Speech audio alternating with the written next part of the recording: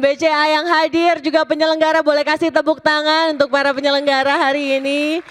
Katanya kalau dimulai dengan perkenalan katanya. Jadi saya akan mulai dengan perkenalan karena katanya kalau misalnya tak kenal maka tak sayang. Tapi jangan sampai sudah kenal ditinggal pas lagi sayang-sayangnya. Berbahaya, berbahaya.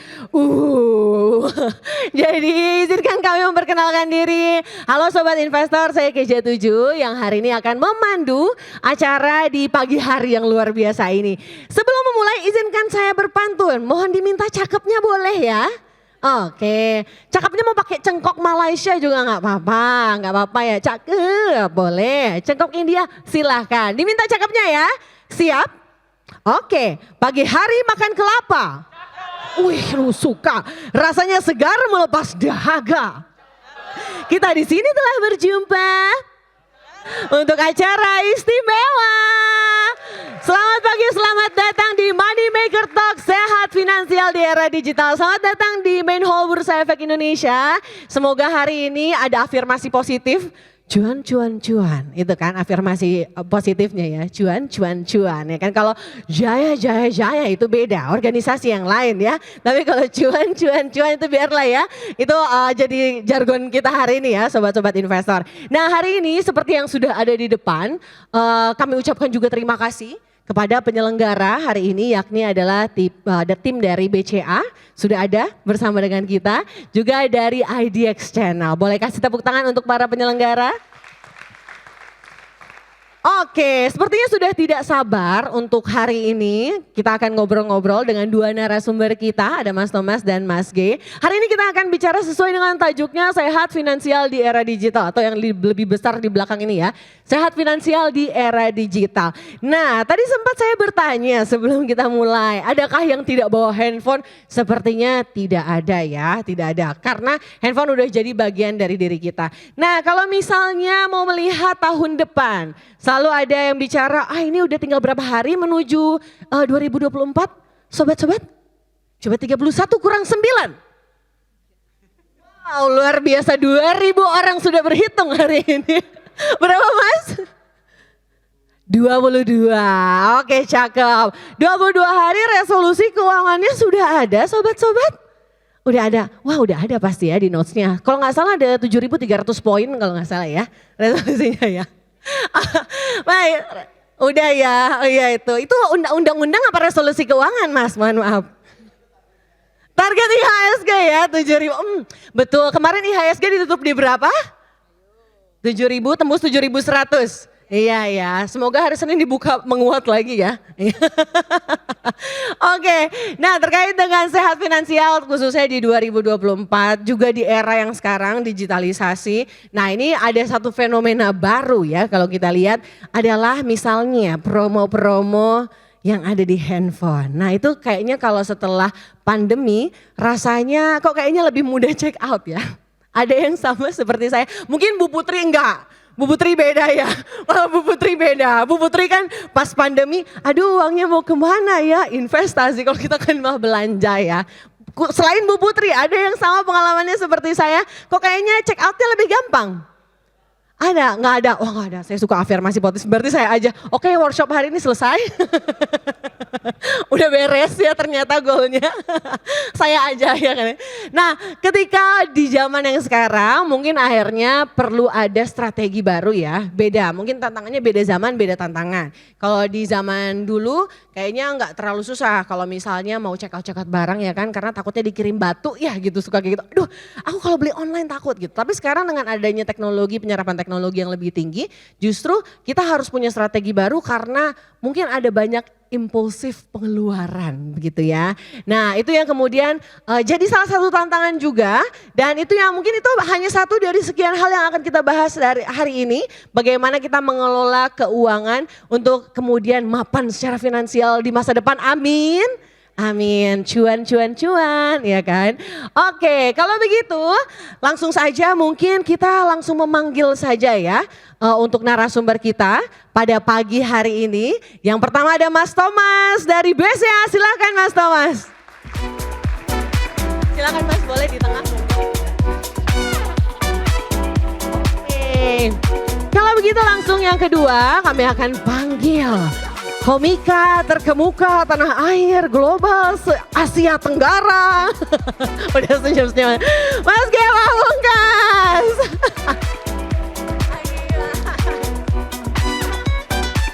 Oke. Karena kalau saya ngomong kelamaan nanti kayak ini acaranya kok si Keisha terus ya. Enggak ya. Ini kok narasumbernya. Oke, salam sehat Mas Thomas dan juga Mas G. Assalamualaikum warahmatullahi wabarakatuh. Waalaikumsalam. Salam sejahtera, ya. Salam Terima kasih sehat. sudah mengundang ya, ini saya suka banget nih. Iya, udah sering ya. Bergizi, kan? bergizi. Bergizi. Semoga hari ini daging semua ya. Daging. Ini daging semua dan ini adalah demi kesehatan jasmani ya. Jasmani.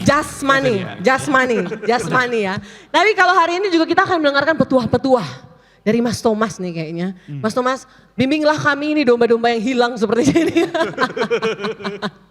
Tadi kita bicara mengenai tajuk utamanya adalah sehat finansial di era digital. Nah Mas Thomas, kalau mau ngomongin masalah sehat finansial di era digital, kayaknya kalau tantangan di zaman-zaman yang sebelumnya sama zaman sekarang, sepertinya ada perubahan ya, tantangannya beda lagi ya.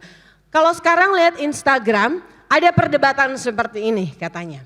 Aduh kalau misalnya mau mengelola keuangan itu orang terbagi dua katanya. Ada kalangan frugal living, ada kemudian kalangan yang kayak YOLO, pokoknya you only live once katanya. Kalau misalnya punya uang, baiklah dinikmati sekarang. Karena umur nggak ada yang tahu, masa pencapaian yang sudah dikerjakan selama bertahun-tahun tidak dinikmati. Nah kalau dari Mas Thomas dan Mas G, melihat sekarang apa iya sih betul kalau misalnya lifestyle sekarang yang ada saat ini itu jadi tantangan buat generasi sekarang? Mas Thomas silakan. Oke, thank you Keisha. Sebelumnya nyapa teman-teman dulu ya. Selamat pagi teman-teman semua. Wah happy banget nih pagi-pagi hari Sabtu di penghujung tahun nih. Teman-teman masih semangat banget datang ke sini untuk tadi apa? Jasmaninya harus naik gitu. Mungkin ini kesalahan-kesalahan 2023 harus kita koreksi untuk 2024 jasmaninya harus cuan.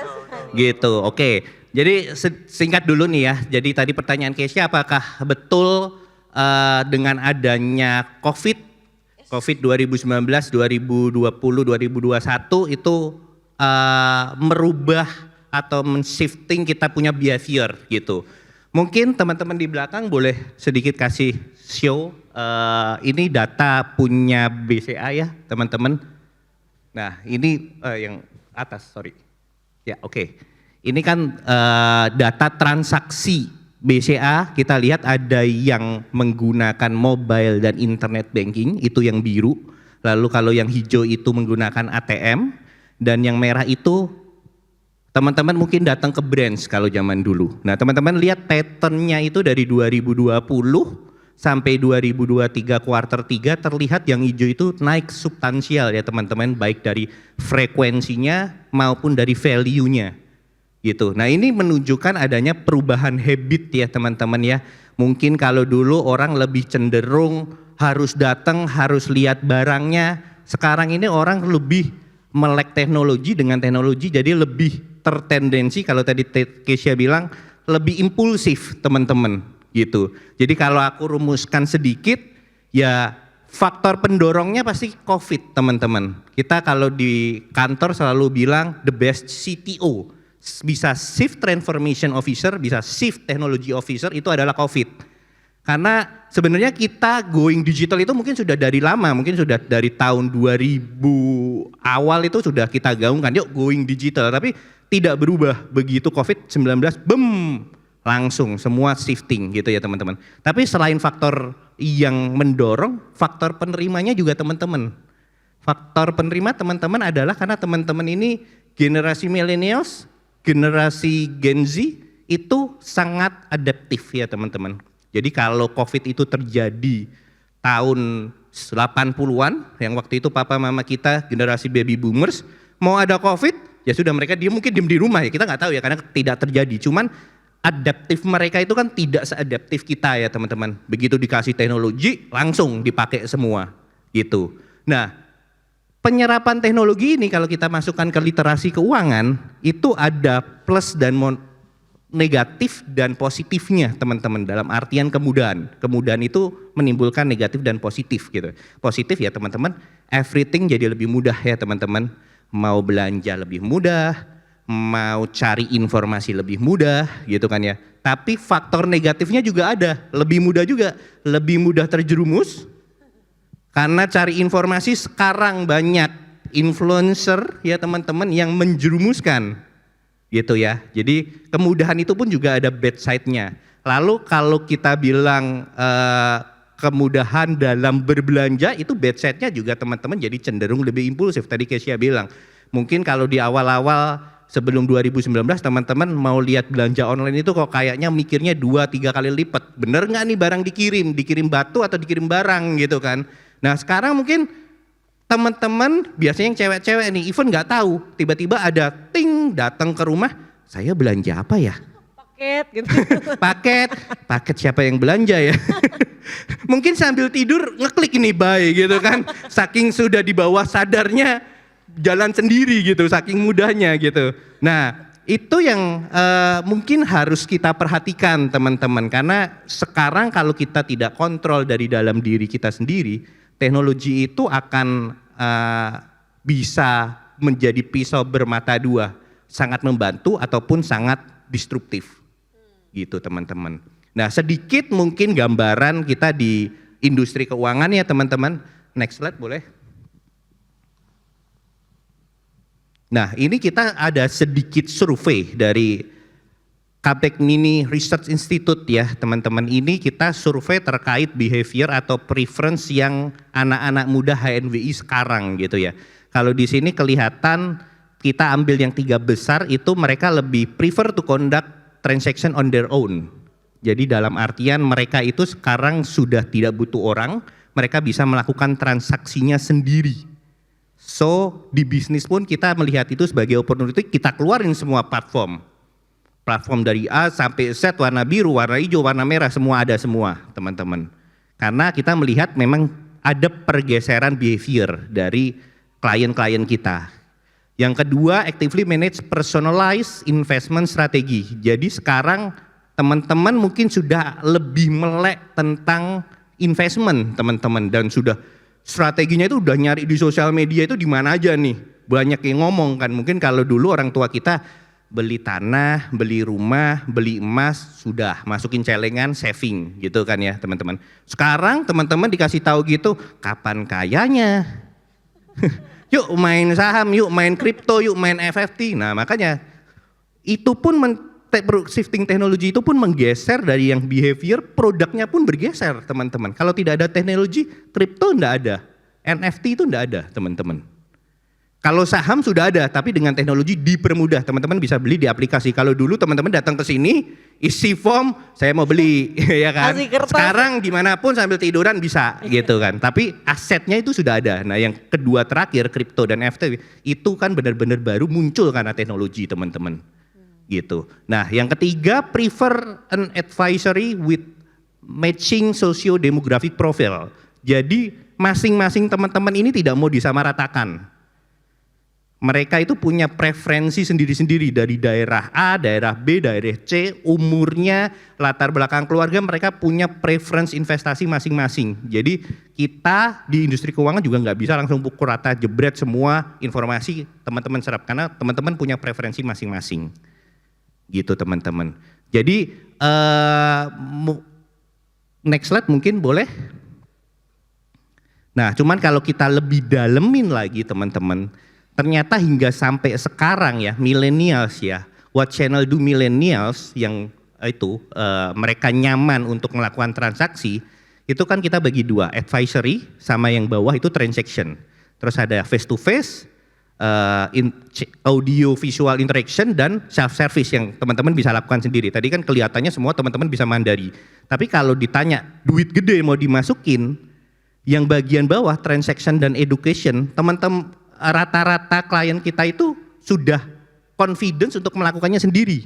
Tapi kalau dalam pemilihan investasinya, advisory-nya, nah ternyata banyak teman-teman kita ini yang sebenarnya masih butuh loh face to face, konsult langsung gitu. Karena ya mungkin semakin kesini tadi ya teman-teman juga pasti sudah menyadari bahwa jebakan-jebakan Batman atau literasi menyesatkan itu makin banyak. Jadi nggak bisa teman-teman cuman rely on Instagram ngomong cuap-cuap ikutin gitu. Banyak yang menyesatkan. Nanti mungkin Mas G juga bisa cerita dari sisi Mas G ya. Banyak Mas G sebagai pelaku yang invest gitu gimana pengalamannya untuk menyerap distorsi informasi di sosial media gitu. Mungkin dari aku segitu dulu, Kesya. Ada changing ya. Tadi kalau menarik, aku tuh menarik karena data-datanya. Ternyata berarti orang dengan pandemi, dengan adanya digitalisasi, behavior keuangannya justru shiftingnya cukup besar ya. Sangat shifting. Jadi kalau kita, tadi kebetulan datanya kan 2019 benar-benar kita tarik COVID itu eksponensial. Tapi kalau kita bandingin sebelum 2019, itu bisa dibilang kita kayak go digital itu kayak flat. Oh. Karena orang ya waktu itu generasinya teman-teman juga masih kecil, belum pegang uang. Jadi yang pegang uang masih papa mama kita dan mereka juga tidak bisa adapt dengan secepat itu. Iya, Mungkin sekarang papa mama kita juga pun kita kasih digital banking, mobile banking juga belum berani ya. Ada beberapa yang waduh maunya tetap ke branch gitu kan ya. Nah tapi kalau teman-teman kan ngapain ke branch gitu kan ya gitu.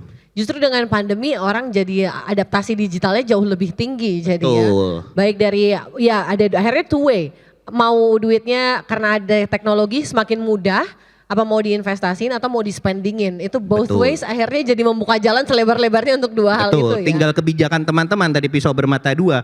Teman-teman cari duit pun lebih mudah di era digital kan. Saya setuju. Teman-teman mungkin waktu itu boleh cerita dikit ya teman-teman ke Thailand kan banyak yang just tip ya. Ada di satu platinum ya kalau nggak salah yang Iya, just tip itu. Banyak sekali dari berbagai negara mereka live di situ. Indonesia, Jepang, itu kan di Thailand, Jepang, Cina, semua orang live dan itu mereka aku lihat price tag-nya dengan yang mereka tawarkan asal teman-teman tahu dikali 2 langsung sama mereka. Sebentar, ini yang para just tip ini mereka live. Live Mereka di yang toko ya. kalau just tip kan mereka lihat live ya, Iya. yang audiensnya. Tapi kebetulan aku di sana itu ngelihat yang live di Instagram itu mereka live betul di situ dan itu Mas dia banyak tertarik. dari berbagai negara. Ya, ya. Kebetulan Nggak masalah kalau yang orang Indonesia just tip live ya just tipnya pokoknya sini aja. Iya. Pulang-pulang yang selamat datang tuh bea cukai. Selamat langsung kena ya. buka kopernya. Wah. mereka bawa koper kosong, Mas G. Hah? Mereka bawa koper kosong. Jadi jalan-jalan betul-betul hanya buat Iya. Betul. apakah beralih profesi kita semua ini ya habis ini? Ya bea cukai tetap selamat datang. Benar tetap ya. Saya tidak Tetap beli koper disambut. kosong, tidak ada di Indonesia. Bayar.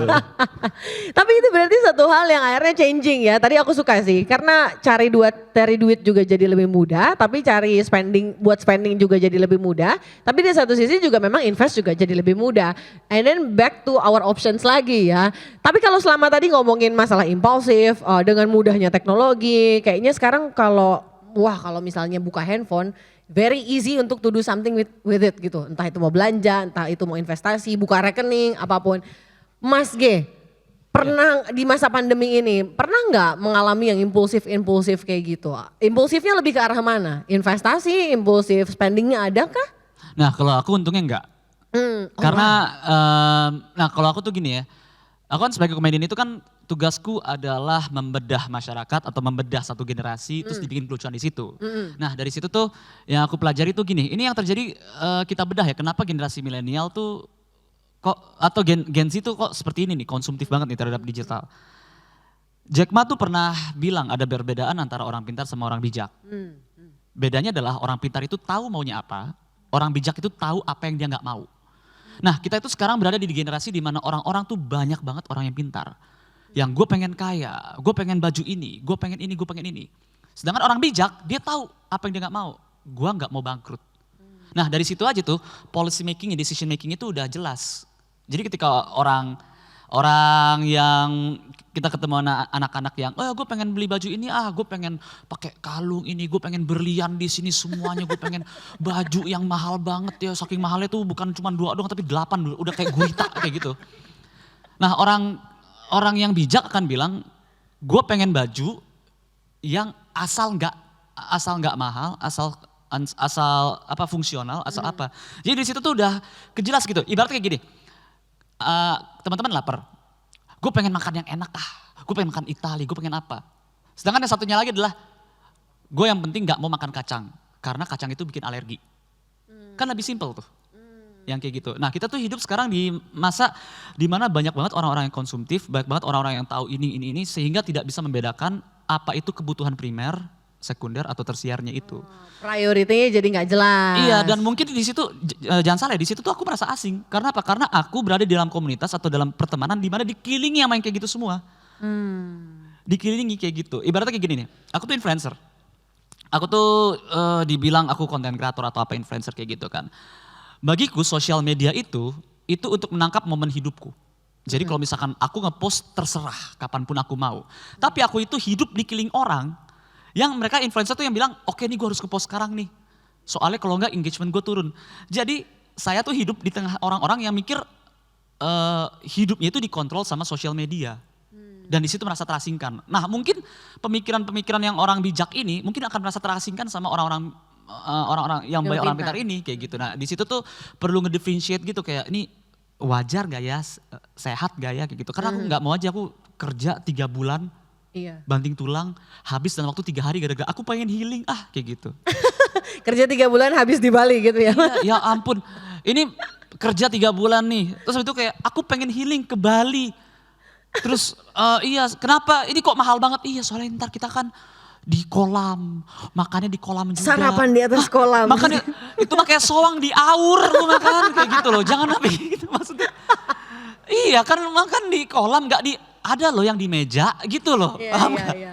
Tapi memang kalau dilihat di sosmed, menggiurkan Mas G. Karena apalagi waktu pandemi itu kan, banyak work from anywhere, WFA ya sebutnya ya, work from cafe. Akhirnya mulai dari anywhere, from cafe, naik lagi from Bali. Itu ala-ala tuh. Akhirnya mulai kalau di Bali, belakangnya sawah-sawah atau pantai, depannya laptop, tulisannya hustle, asik. Itu kan jadi kayak it's a thing katanya kerja sambil healing. Tapi sebenarnya yang pentingnya healingnya ya kan. Iya. Spending uangnya. Emang kalau Mas G sendiri maksudnya kan dalam di industri Mas G nih kerja sekarang sebagai seorang influencer juga. Adalah daya tarik dari sosmed yang kayak wah keren nih kalau kayak gini nih spending ke healing kayak gini keren nih. Kan rewarding, ada pemikiran kayak gitu. Mas G ada pemikiran gitu gak? Maksudnya ada. Kayak misalkan gini, aku sama istriku tuh kami waktu itu pertengahan periode ini kami ke Jepang akhirnya. Dan itu pun gara-gara kayak serunya Jepang ini ya udah deh nanti kita rewarding ke situ aja. Tapi itu rewarding tuh seperti cuti gitu loh. Maksudnya kayak ini kita udah kerja berapa bulan. Nah rewardnya itu setengah 6 bulan loh itu kami. Bukan yang kayak anak-anak zaman sekarang tuh kayak 6 bulan ke Jepangnya? 6 bulan ke Jepang? Enggak, dalam 6 bulan kaget kerja. Kaget. 6 bulan ke Jepang. Wow, besar sekali. Dalam 6 bulan kerja. Oh, belum. Baru abis itu. I see. Bulannya ke Jepang. Iya, 6 bulannya kita ke Jepang abis itu. 6 Oh. bulan di Jepang. Enggak ada bercanda. Enggak, jangan nyesasin. Ngobrol deh Mas. Oke. Gitu. Terus habis itu kalau sedangkan kayak aku ada beberapa temanku yang kayak aduh gue udah lama banget nih kerja gue. Lah lu bulan lalu baru ke Thailand. Iya. Nah. Kayak kok apa sih dengan jiwa yang konsumtif ini kenapa? Apakah lu butuh atau lu ngerasa lu butuh? Lu ngerasa karena ngelihat Instagram terus kayak ini seru banget ya kayaknya gue butuh deh. Ini seru banget kayak gue butuh. Seru banget deh. nih kayaknya ke Thailand. Aku juga harusnya ke Thailand deh bulan depan. Nah Iya. kayak gitu-gitu ya. Karena gini kalau misalkan kita hidup ya, kalian inget deh orang tua kalian dulu ada gak kayak gitu?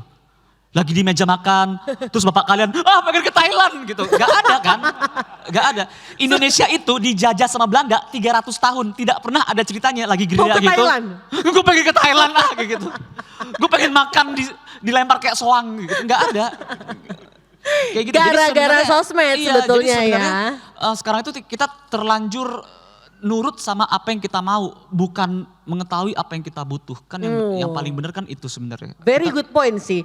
Kalau tadi kata Mas G mengutipnya yang Jack Ma ya. Kalau orang pintar tahu apa yang dia mau. Ya seperti itu ya. Saya rasa kayaknya teman-teman lihat ya kalau di TikTok itu yang ada 26 tahun harus punya 100 miliar. Nah Gen Z sekarang tuh ada seperti itu gitu. Mungkin itu masuk kalangan orang pintar, tahu maunya apa. Tapi kalau orang bijak harusnya tahu yang tidak maunya apa, yang nggak mau bangkrut. Iya. Nggak mau misalnya nanti udah tua nggak punya dana pensiun, itu bijak, akhirnya bisa di breakdown ya, harus ngapain, harus gimana.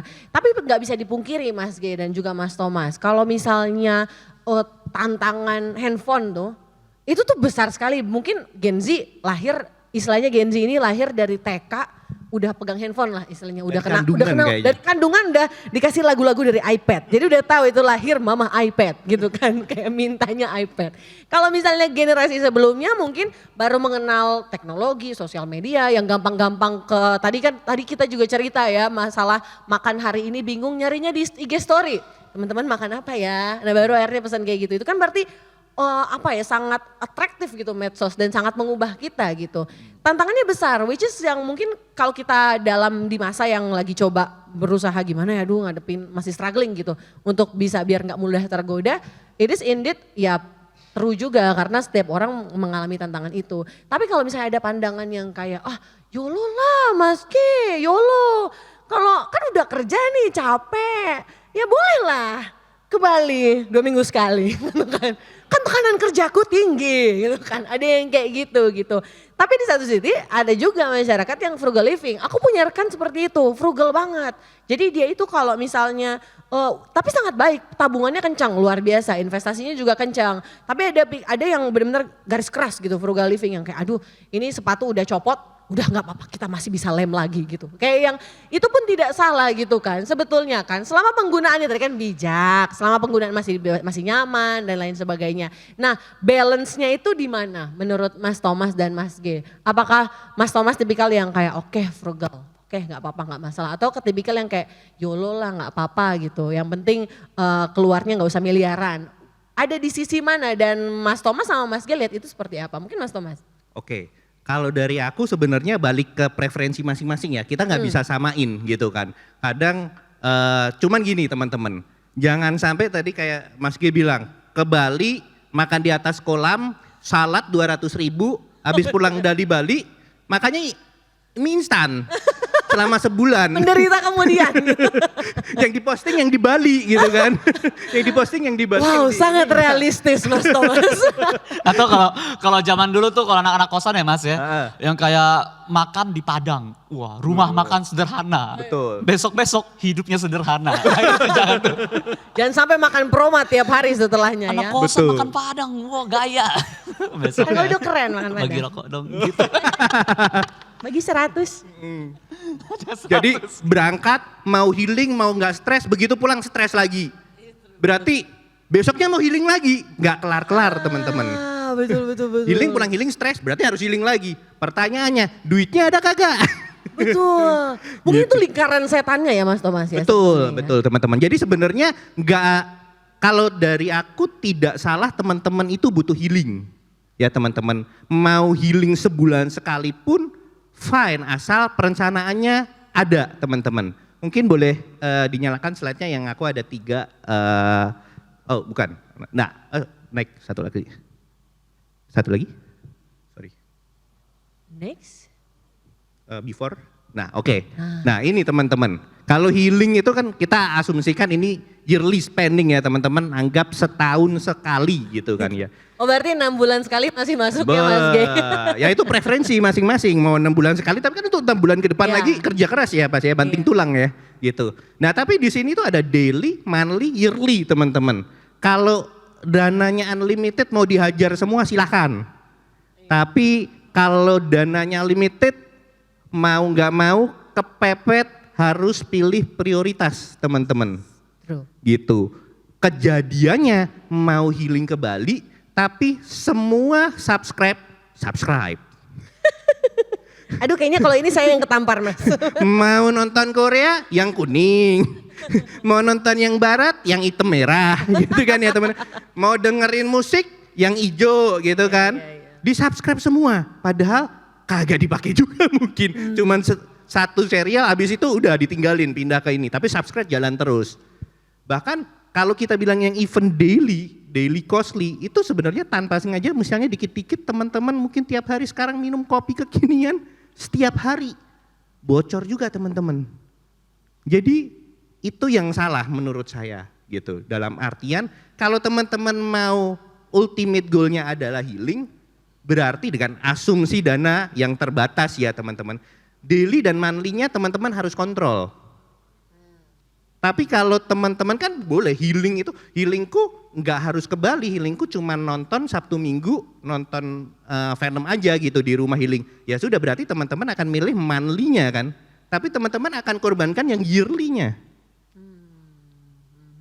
Gitu teman-teman. Jadi itu tinggal dipilih prioritasnya gitu teman. Nggak bisa pilih semua, jadi kopi kekinian terus tiap hari, semua subscribe jalan, habis itu 6 bulan saya mau healing ke Bali gitu. Yang ada habis healing stres lagi teman-teman. Memacu lagi, pusing lagi. Betul, jadi yang penting teman-teman tentukan dulu tipikal healingnya apa buat teman-teman yang paling cocok. Makanya balik ke preferensi teman-teman, mau nonton di rumah doang, go ahead. Mau lari pagi doang go ahead, mau harus ke Bali ya go ahead, tinggal nanti disesuaikan budgetingnya harus dari mana. Oke. Kalau Mas G? Iya sama, kalau saya tuh daripada ke Bali lebih murah ke Paris, Van Java. Oh iya baik, kaget ya. Tadi sampai saya pikir Paris Eropa ya, karena Macet sih lebih tapi. mahal. Paris Van Java. Bayarnya itu Bandung pakai ya? euro atau pakai apa? Itu beda. Bukan euro tapi iya. Euro A. Pakai iya. Euro A. Nah kalau aku tuh gini, aku tuh tipikal yang, karena aku tuh berusaha untuk menjadi bijak kan. Nah orang bijak yang aku pelajari itu adalah orang yang selalu, dia nggak bakal nyerah sama dua pilihan. Karena kadang-kadang kan orang tuh selalu ngeliat hidup tuh dua pilihan ya. Antara, misalkan kalau tadi tuh, antara rugi atau hemat. Antara boros atau hemat. Orang bijak tuh selalu mencari pilihan yang lebih baik. Kayak gitu, ada pilihan lebih baik. Katakanlah gini, ini baru aja terjadi deh. Aku tuh pengen komputer game. Dari dulu tuh, ngobrol sama istri tuh, aku pengen komputer game. Tapi istri bilang, jangan ini berapa butuhnya, sekian. Aku katakan nomor aja, misalkan 50 juta lah minimal. Kalau misalkan orang yang tahu bikin komputer tuh emang segituan itu minimal sekarang tuh. Mahal banget 50 juta, aku beliin kamu 50 juta buat kamu ngacangin aku. Enggak, kayak gitu-gitulah. Nah, pilihannya kan ada dua tuh.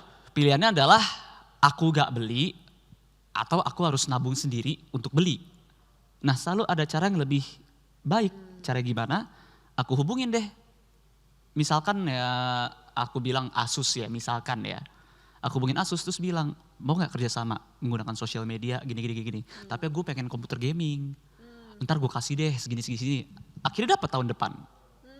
Nah itu tuh selalu ada jalan yang lebih baik. Kayak gitu, termasuk misalkan kayak tadi tuh, kayak mau liburan. Gue pengen liburan nih, tapi kalau misalkan liburan gue bakal keluar duit sekian. Gimana ya? Ada jalan lebih baik, gimana caranya? Ya udah kalau misalkan gitu, bikinlah dana tabungan buat liburan. Hal yang perlu kalian bayar adalah waktu, kalian sabar aja. Misalkan kayak gitu. Aku tuh, ya yang kayak tadi aku bilang, aku tuh ke Jepang aja tuh, bisa aja ke Jepang aku pada saat itu, ke Jepang yuk, ayo. Abis itu tinggal ngurus visa, terus kalau visa udah kelar langsung ke Jepang, itu Duitnya bisa aja. ada ya? Tapi kami nunggu 6 bulan. Karena kami nggak mau ada beberapa tabungan yang terganggu. Kan ada dana darurat, ada dana rumah, ada dana apa. Jangan sampai dana liburan itu mengganggu dana primer keluarga aku sama Kiku. Setuju. Kayak gitu. Jadi untuk lebih bijak gitu emang ada beberapa yang perlu dikorbankan tapi itu pengorbanan yang sangat amat kecil. Kayak gitu, cuman waktu kok, cuman perlu sabar doang kok. Kayak gitu loh. Jadi kalau misalkan kalian lebih bijak, insya Allah tuh itu bakal apa ya, bakal enak sih, bakal adem sih. Mas G berarti lifestyle-nya lebih ke frugal kah atau tipe yang gimana dong berarti? Orang tuh ngelihatnya itu aku tuh vulgar. Vulgar? Orang, Baik. kok Bukan apa? frugal ya. Frugal. Iya, orang lihatnya tuh aku tuh hedon. Nah gitu lah. Vulgar lain lagi. Orang tuh lihatnya aku hedon, hanya karena aku itu gaulnya sama teman-teman yang hedon. Tapi tuh aku tidak kayak aku tuh nggak setiap malam keluar, aku tuh nggak melakukan itu. Ini by far ya, ini adalah hari dimana aku keluar rumah tanpa Kiku. Ini nih hari ini. Wih. Kayak gitu, biasa itu keluar sama Kiku aja. Itu pun juga keluar tuh ya pekerjaan. Kayak influencer atau apa kayak gitu-gitu. Atau kami ada nonton film premier kayak gitu. Emang bener-bener yang udah alhamdulillah sih udah bijak sama keuangan ya. Dan kami tahu juga misalkan ada beberapa teman-teman aktor atau teman-teman komedian yang kayak gue habis lihat ini nih, dia tuh ngomongin tadi kan baru aja ngomong kan, jangan terpancing sama influencer yang bilang financial kayak gitu-gitu. Karena aku nih sebagai aktor juga, aku kan melakukan due diligence nih. Kayak maksudnya gini nih, ini ada satu aktor atau ada satu artis gitu ya. Terus dia ngomongin finansial gini-gini. Terus aku lihat gaya hidupnya di sosial media. Atau aku bayangin kayak 3 tahun lalu dia tuh gak pernah deh ada ngomong financial. Kok tiba-tiba dia ngomong financial sih? Gak percaya kayak gitu. Gak living the words gitu Iya ya? enggak.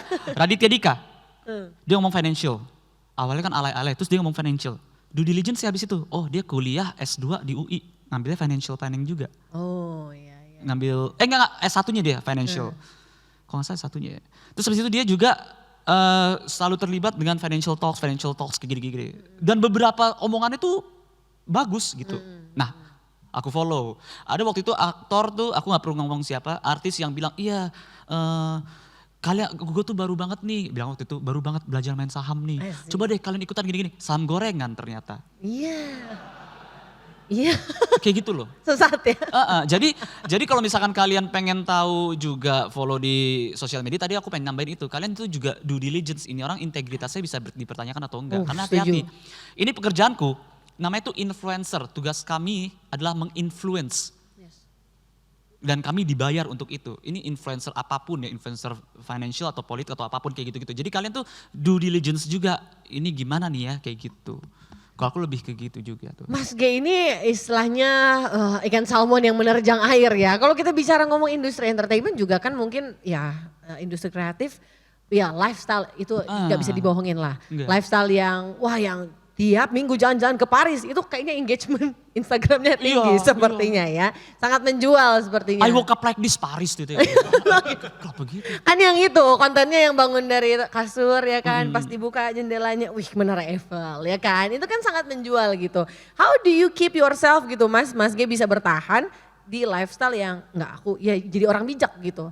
Gimana caranya gitu? Apakah dengan tidak membuka Instagram selama 1 minggu atau kita delete saja aplikasi gitu? How? Nah kalau aku tuh gini, aku tuh selalu taruh balance di waktu. Jadi gini, banyak orang yang bilang jangan buka Instagram lah. Ntar lu konsumtif, jangan buka Instagram. Nah itu yang tadi aku bilang tuh, kayak kesannya hidup tuh membagi kita menjadi 2 pilihan. Antara jangan buka Instagram atau buka Instagram dan menjadi konsumtif. Aku tuh ngeliat ada satu pilihan lagi di tengah-tengah. Satu pilihan di tengah-tengah adalah gini, dengan kita buka Instagram kita juga bisa ketemu informasi, betul? Kita juga bisa ketemu informasi tentang financial, betul? Kayak misalkan ini nih kayak gini aja. Tadi tuh aku ngeliat slide itu ada yang menarik tuh. Kebanyakan orang itu kan dulu itu pergi ke kantor cabang atau kantor pusat. Mereka mau investasi datang ke situ. Dan mereka ketika di situ, mereka ada kesempatan juga untuk bingung dan bertanya. Tapi aku bingung nih, ini bagus gak sih? Oh kita ada kok konsultannya. Iya kan? Nah sekarang gak ada, karena sekarang itu kan orang pas bangun tidur itu kan buka handphone aja. Langsung, oh gue invest di sini kayak gitu. Sebenarnya ada, cuma kalian gak tahu aja. Sebenarnya ada kalau misalkan kayak di aplikasi MyBCA itu ada kan kayak informasi ini loh, ada informasi yang kayak gini-gini tentang market, tentang apapun itu dikasih tahu di situ ketika kalian pengen obligasi atau apa gitu-gitu. Nah, itu tinggal dicari aja asal kalian itu willing, karena informasi itu emang udah tersedia di situ, kalian cuman cari tahu sendiri.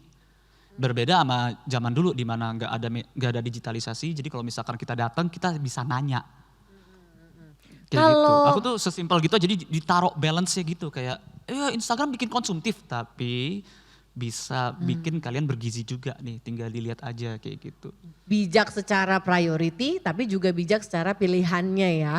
Jadi kalau itu kan jadinya kita menggantungkan diri kepada sosial media. Selama sosial media terbuka ya kita jadi ikutan gitu. Tapi kita have power of it gitu ya. Aku kalau misalkan mau lihat ini explore itu tuh oke, kalau explore Instagram sekarang jadi aneh banget, tiba-tiba jadi banyak banget K-pop girl di Instagram. Tapi dulu tuh explore tuh kayak TED Talks kayak gitu loh. Iya. Terus ya itu omongannya Jack Ma salah satunya, catur kayak gitu. Jadi hal-hal yang bergizi aja gitu, yang enak buat. Sebenarnya sekarang pun masih ada, cuman ketutup aja. Iya kan, tutup sama joget-joget TikTok. Gitu. Tenggelam sama joget-joget TikTok ya. Mungkin Mas Thomas mau nanti ada bikin akun TikTok itu namanya joget investasi atau apa gitu. Gimana itu joget investasi? Chart gitu kan, wah chart. Ada chartnya gitu kan. Joget turunin uang ya. Ritual intinya. Mas, tapi Mas Thomas, kalau mengelola investasi gitu, mengelola kan tadi kalau dibilang ya udah akhirnya it become our power juga. Balik lagi sama kita lagi ya yang mengontrol bagaimana dengan era digitalisasi yang begitu kuat, teknologi sosial media yang begitu kuat. Tadi ya aku suka Mas G meng-highlight soal kalau orang kalau mau investasi harus datang ke cabang dulu, ke branch ya kan yang ada di data tadi. Tapi sekarang udah lebih gampang gitu. Berarti kan sekarang kita punya kalau bisa dibilang 100% power untuk memilih, menyaring dan menyesuaikan sama apa yang kita mau gitu, yang sesuai investasinya sama kita gitu. Nah, caranya gimana Mas? Karena kan sebenarnya gini ya, kalau mau Google banyak pasti, gampang. Mungkin lebih gampang kalau misalnya follow influencer, karena mungkin dia tiap kali kasih konten ya udah kita tinggal seiring dengan kita scrolling sosmed dapetnya yang bergizi gitu. Tapi more than that, apa sih yang harus kita persiapin Mas? Untuk berinvestasi dengan bijak di era sosmed yang luar biasa ini. Oke, balik. Tadi informasi tadi yang Mas G bilang betul banget dalam artian orang dulu itu kesulitannya mencari informasi. Kalau kita sekarang informasi kebanyakan kesulitannya adalah mensortir informasi gitu kan. Kalau tadi ke cabang untuk cari informasi, sekarang informasi itu buka handphone semua informasi ada, kita mensortir. Tadi Kesya bilang kita punya 100% power, sebenarnya betul power di kita, cuman kadang kita malah dilemahkan dengan power handphone kita. Gitu. Jadi sebenarnya keputusan untuk membeli, menerima informasi tersebut salah benar itu kan di kita. Cuman kita kayak lose the control aja, kayak tiba-tiba terima mentah-mentah langsung execute. Karena tadi kan untuk execute kita sudah bisa mandiri. Tapi otak kita kayak cenderung males untuk melakukan pekerjaan PR-nya gitu kan, untuk due diligence. Kalau misalnya kita males due diligence ke produknya, ya berarti lihat influencer, berarti due diligence ke influencernya. Gitu. Kalau Mas G tadi kan melakukan due diligence terhadap influencer ya. Mungkin tidak ada waktu untuk due diligence terhadap produk karena kesibukan. Nah, punya teman kebetulan sesama public figure tahu tentang investasi di due diligence kan. Justru nih orangnya. Tapi sebenarnya due diligence itu harus dilakukan. Jadi itu tidak ada way out teman-teman. Tinggal teman-teman milih investasi di diri sendiri dulu, due diligence terhadap produk, atau ya percayakan mungkin ke teman influence, tapi influencernya juga harus di due diligence teman-teman gitu. Terus bagaimana menyiapkan gitu kan, balik lagi teman-teman harus tahu goalnya teman-teman itu apa gitu kan. Goalnya apakah tadi balik healing dalam sebulan atau mau Netflix seumur hidup gitu kan. Goalnya harus tahu dulu teman-teman. Nah mungkin teman-teman belakang boleh tampilin satu slide yang tadi untuk usia. Nah ini ya teman-teman, ini sebelumnya tadi ya. Ini life stage ya teman-teman ya. Jadi mungkin teman-teman di sini banyak yang 18, 25, 26 sampai 35 lah ya. Jadi di situ kan kelihatan teman-teman. Ada kalau yang new jobber itu kan 18, 25, berarti financial needs-nya menurut literasi sebenarnya belum berat-berat banget teman-teman. Ya saving plan, lifestyle, personal financing, transportation, belum yang berat-berat banget sampai merencanakan pensiun, kejauhan. Tapi teman-teman juga harus melihat next-nya, teman-teman akan masuk ke stage yang mana. Stage berikutnya yang 26 sampai 35 tahun sudah mikirin tentang bagaimana membeli rumah, bagaimana membiayai keluarga kalau teman-teman ingin berkeluarga gitu teman-teman. Jadi tidak serta-merta teman-teman cuma melihat, wah saya lagi di 18 sampai 25 and then stop di situ, karena teman-teman akan running out ke stage-stage berikutnya teman-teman. Nah kalau teman-teman, nah dari sini teman-teman kan bisa lihat, misalnya pensiun kalau punya kedewasaan itu kan yang paling ujung di atas 55. Teman-teman mau persiapkan dari sekarang juga enggak masalah, karena untuk berinvestasi itu teman dan musuhnya sebenarnya satu teman-teman, waktu. Teman-teman terlalu telat juga berarti yang diinvest harus lebih besar. Teman-teman sedini mungkin yang diinvest bisa kecil-kecil, bisa sambil belajar. Tapi kalau sudah terlanjur tua baru sadar, nah itu sudah no way out, sudah pilihannya itu jadi lebih terbatas gitu loh teman-teman. Sudah tidak ada waktu buat belajar gitu teman-teman. Jadi kalau tadi Kesya sempat sebut 26 dapat 1 miliar, kok sekarang agak terlalu agresif ya. 26 1 miliar harus dijabarkan caranya dari mana. Akhirnya banyak teman-teman kita juga untuk mengejar target itu tanpa edukasi yang tepat, masuk ke investasi bodong, tadi balik ke G, malah tidak mikirin apa yang dia takutkan. Dia cuma mikirin apa yang dia mau, 26 dapat 1 miliar, tapi nggak mikir umur 25 kehilangan semua uang, masuk investasi bodong. Nah jadi harus orang pintar dan orang bijaknya tadi balik teman-teman. Betul, orang bijak itu harus tahu, jadi mending pelan-pelan tapi make sure ya teman-teman. Gitu. Terus kalau dari risk appetite ya teman-teman yang paling bawah, biasanya teman-teman yang sekarang di bawah 35 tahun, biasanya risk appetite-nya secara general itu akan risk seeker ya teman-teman. Jadi harusnya agresif secara general. Karena teman-teman mungkin belum ada tanggungan gitu, tapi kan background keluarga juga akan mempengaruhi gitu teman-teman. Mungkin teman-teman ada tiba-tiba ada tanggungan orang tua, nah itu kan akhirnya shifting teman, itu dibalikin ke teman-teman. Tapi secara general itu harusnya agresif dan pemilihan produknya pun nanti bisa disesuaikan yang tipikalnya agresif teman-teman. Gitu. Jadi balik ke pertanyaan Kesha, gimana sih yang harus kita siapkan? Teman-teman harus tahu goalnya dulu, risk profile teman-teman, baru kita bicara produknya itu teman-teman punya duit harus kemana. Powerful, suka sekali Mas Thomas. Harus tahu dulu, aku baru pertama kali lihat loh to be honest Mas Thomas. Bagaimana kalau life stage-nya kira-kira goalnya apa, which is relate sekali. Dan risk appetite-nya cenderungnya kemana. Karena kadang aku pun gak tahu waktu awal-awal ya, risk appetite-ku sebenarnya seperti apa. Betul. I don't know what I'm fear gitu, jadi kayak aku gak tahu aku tuh takutnya apa sebetulnya ya kalau dalam rata-rata orang kalau ditanya ditembak pasti konservatif. Iya, Ya kan, iya. wah mau yang aman-aman aja ya, iya mau yang aman-aman. Tapi kalau teman-teman masih muda, mau yang aman-aman, nggak kaya-kaya teman-teman. Betul juga. Ini pilihannya yang paling akhir itu kan professional senior itu hitungannya kalau misalkan kita udah kakek-kakek kan ya. Iya sudah. Kok masih ada wedding lagi ya Mas? Itu maksudnya wedding cucu kan ya? Ada apa? Ada wedding lagi tuh di bawah itu tuh. Oh betul. Itu masih Kan cucu gak kan ya? apa-apa, mau Betul. Wedding cucu kan? Tapi mungkin kalau Mas G mau untuk diri Enggak, sendiri enggak, boleh. Mas, lihat jangan aja ke lagi. saya dong. Ini kan yang bikin Anda nih. Gak apa cerita aja Mas, kenapa sih Mas? Jujur. Kaget, lihat aja lagi Mas. Wedding Ge. cucu pun juga dihitungin ini Betul. soalnya. Iya, Makanya temennya Mas G, Bang Radit kan juga sudah menyiapkan sampai pensiun cucu kan? Radit itu udah menyiapkan sampai pensiun, Pensiun cucu. cucunya tetangga. Iya, udah kepikiran. Cucu Nanti tetangga kalau udah cucunya disiapin. sudah tercover jadi cucu tetangga. Cucu bukan saya tetangga. bisa sih sebenarnya, Bang Radit kalau mau. Lihat aja nih Mas Ge yang 23 Ini saya, iya soalnya tadi awalnya makanya aku tuh suka banget datang ke sini karena ini adalah sesuatu yang sebenarnya tuh aku pengen datang, ini malah diundang kan gitu. Jadi ini bakal aku ingetin terus aku bakal ngomong ke Kiko gitu. Iya, iya. Dan Ini- ke teman-temannya sehingga teman-teman lu tahu ini dari mana sih? Ya gue kan ya gue. Gue kan Gue kemarin emang waktu gue- di Manhole Bursa Efek Tapi Mas G itu visioner atau memang sekarang umurnya sudah di atas 55 tahun Mas G? Enggak, visioner aja. Maksudnya aku tuh pengen, aku ngingetin dari tadi tuh aku ngingetin semuanya nih.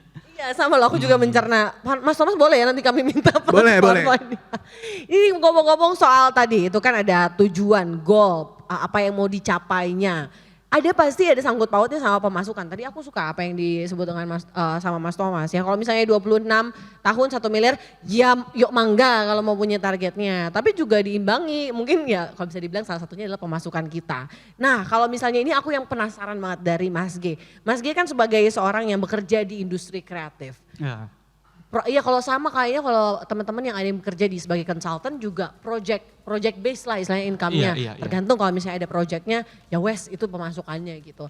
Dia beda sama mungkin ada beberapa rekan-rekan mungkin banyak juga yang bekerja full time ya di gaji bulanan gitu. Tapi kalau misalnya kami di industri kreatif, aku misalnya MC moderator gitu. Itu kan tergantung acaranya juga ya gitu pemasukannya. Gimana cara manage uangnya gitu Mas G? Gimana cara memanage pemasukannya supaya di satu sisi menikmati hidup ya kan, bisa ke Jepang juga gitu ya 6 bulan sekali. Tapi di satu sisi juga kalau bisa kayak Bang Radit gitu ya, bisa nyiapin investasi sampai ke cucunya. How do you manage it? Jadi kan tadi aku udah sempat mention kan, aku itu ngebagi dana aku tuh menjadi dana darurat, ada juga dana KPR, dana listrik dan lain-lain gitulah. Nah dana darurat itu tuh dibagi menjadi 2 juga tuh. Ada dana darurat, jadi gini, aku tuh punya orang tua dua-duanya dari Kiku dan dari aku itu udah pensiun. Nah kadang-kadang nih mereka tuh mintanya tuh dadakan. Besok tuh mami harus ini. Nah itu jadikan dana darurat, ibaratnya kayak gitu. Nah salah satunya itu adalah ada yang dibilang itu jadi seperti gini, aku itu komedian dan aktor biasanya bayaran kami itu emang bener tadi, fluktuatif. Kadang di bulan Oktober itu naik banget, kadang di bulan November itu turun banget. Nah tapi yang pasti tuh yang bakal turun banget adalah pada saat bulan puasa. Bulan puasa itu apalagi komedian ya, itu gak ada yang kerja. Karena susah, orang lagi lapar-lapar dibikin ketawa tuh susah. Malah emosi. Ini coba ya, ini aku tuh setiap bulan puasa tuh tahu nih kayak, Mas G ini ada acara stand up nih Mas G. Aduh ini udah acara bunuh diri lah ibaratnya kayak gitu. Udah soalnya gini, bulan puasa nih orang lagi lapar. Kapan? Jam berapa? Siang hari lagi lapar. Enggak ini setelah maghrib kok pas sudah azan lagi makan. Enggak setelah makan lagi sholat tarawih. Kayak gitu gak ada yang bener. Yang bener adalah pas sahur aja ya, pas sahur ya saya stand up kayak gitu misalkan. Nah jadi tuh yang pas bulan puasa itu kan bakal ibarat musim paceklik. Nah disitulah dibikin juga oke ini kita kerja tapi ditaruh dana di musim paceklik itu. Nah itu tuh ada yang kayak gitunya juga tuh dana di musim paceklik kayak gitu. Sama ditambah lagi itu kan aku tuh kebanyakan pemasukan yang aku dapat itu tuh aku lariin tuh ke investasi tuh itu apapun tuh. Kayak aku tuh udah jalan obligasi tuh dari awal-awal banget sama manajer aku dibilang ini obligasi tuh biar aman nih. Ada lagi dana pensiun ini biar aman nih. Reksadana tuh biar aman nih kayak gitu-gitu. Oh, it's a good thing ya. Berarti ketika Amin masuk dalam industrinya, terima pemasukan, yang dipikirin investasi langsung, dulu, bukan dinikmati langsung dulu langsung, kan itu. Iya. Kan? Ibaratnya kayak apa ya? Kayak kalau misalkan kita misalkan kita off topic bentar ya, kita ngomongin saham gitu, cari dividennya lah ibarat kayak gitu. Iya. Nah, soalnya ini dia yang aku cukup nggak sinkron ya sama omongan orang-orang atau influencer TikTok yang bilang umur 26 tahun dapat 1 miliar dalam 26 tahun kayak gitu. Karena aku mengenal ada satu influencer kayak gitu, aku bakal sebut nama, Indra Kents itu 26, 100 miliar, 30 tahun bayar negara 500 miliar gitu, paham gak sih maksudnya gimana? Kita tuh hidup di zaman dimana orang kaya itu tuh, kita taruhlah Sultan nih, Sultan Andara Raffi Ahmad. Raffi Ahmad itu tuh kayaknya bukan sprint loh, tapi maraton. Terus kita ngomongin siapa lagi tuh? Jack Ma. Kita ngomongin semua orang-orang kaya yang super duper kaya di sini, itu hidupnya itu tuh. Itu kekayaannya itu bukan sprint. It's not created overnight, itu maraton.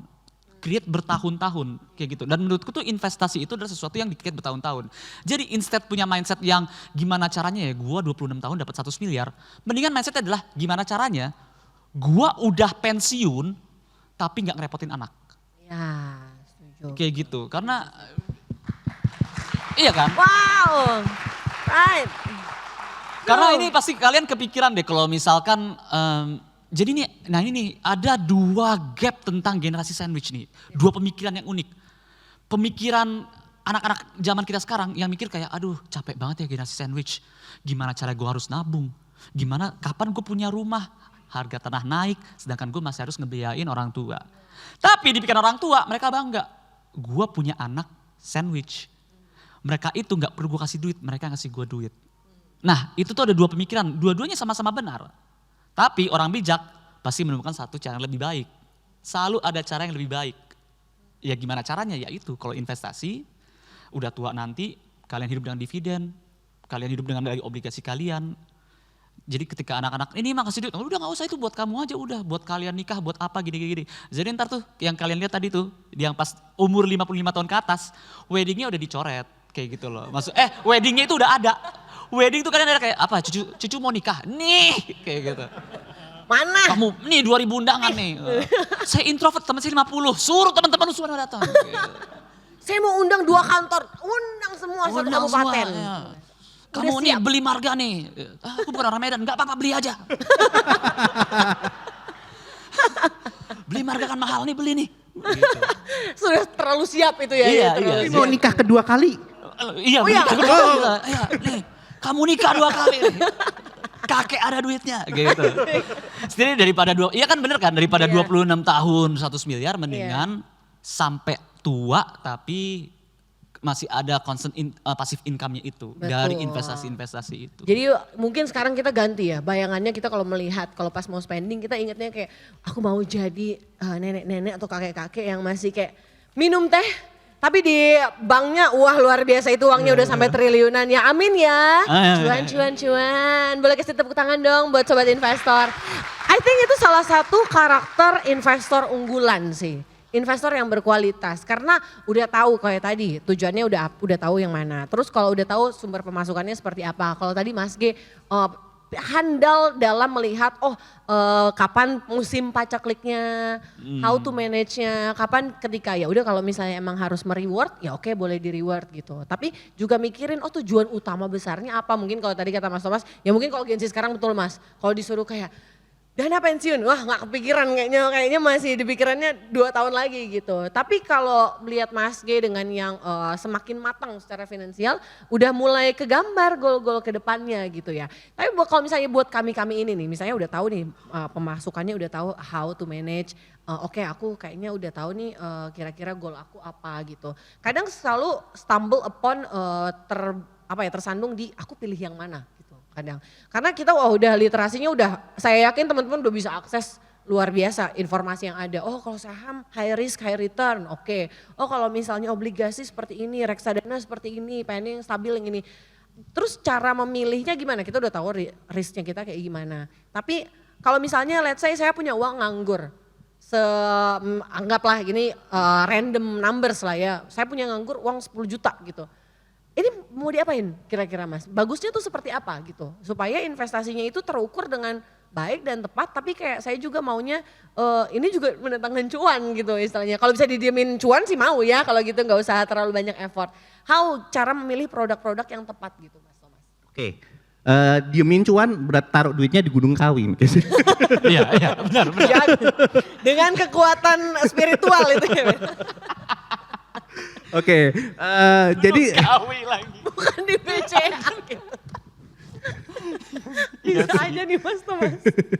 Oke, kalau sudah tahu risk profile dan tujuannya ya teman-teman, tadi pertanyaannya berarti sekarang produknya, tadi juga Mas G juga sudah sempat singgung ya, ada saham, ada obligasi gitu.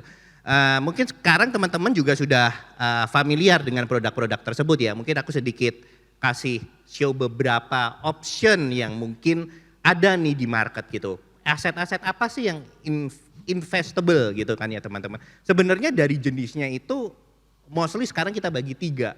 Ada fixed asset berarti di real sector ya teman-teman. Di situ ada property, ada gold gitu kan, ada emas. Atau financial asset. Financial asset tadi saham, obligasi, reksadana gitu kan. Dan yang sekarang yang lagi ngetren karena tadi shifting teknologi tadi, alternative asset. Di sini ada crypto, ada NFT dan nanti mungkin akan ada aset-aset terbarukan lainnya gitu kan ya teman-teman. Nah balik lagi, setiap aset itu punya karakteristiknya masing-masing yang harus teman-teman sesuaikan dengan risk profile dan tujuan teman-teman tadi. Dan kesediaan dananya teman-teman.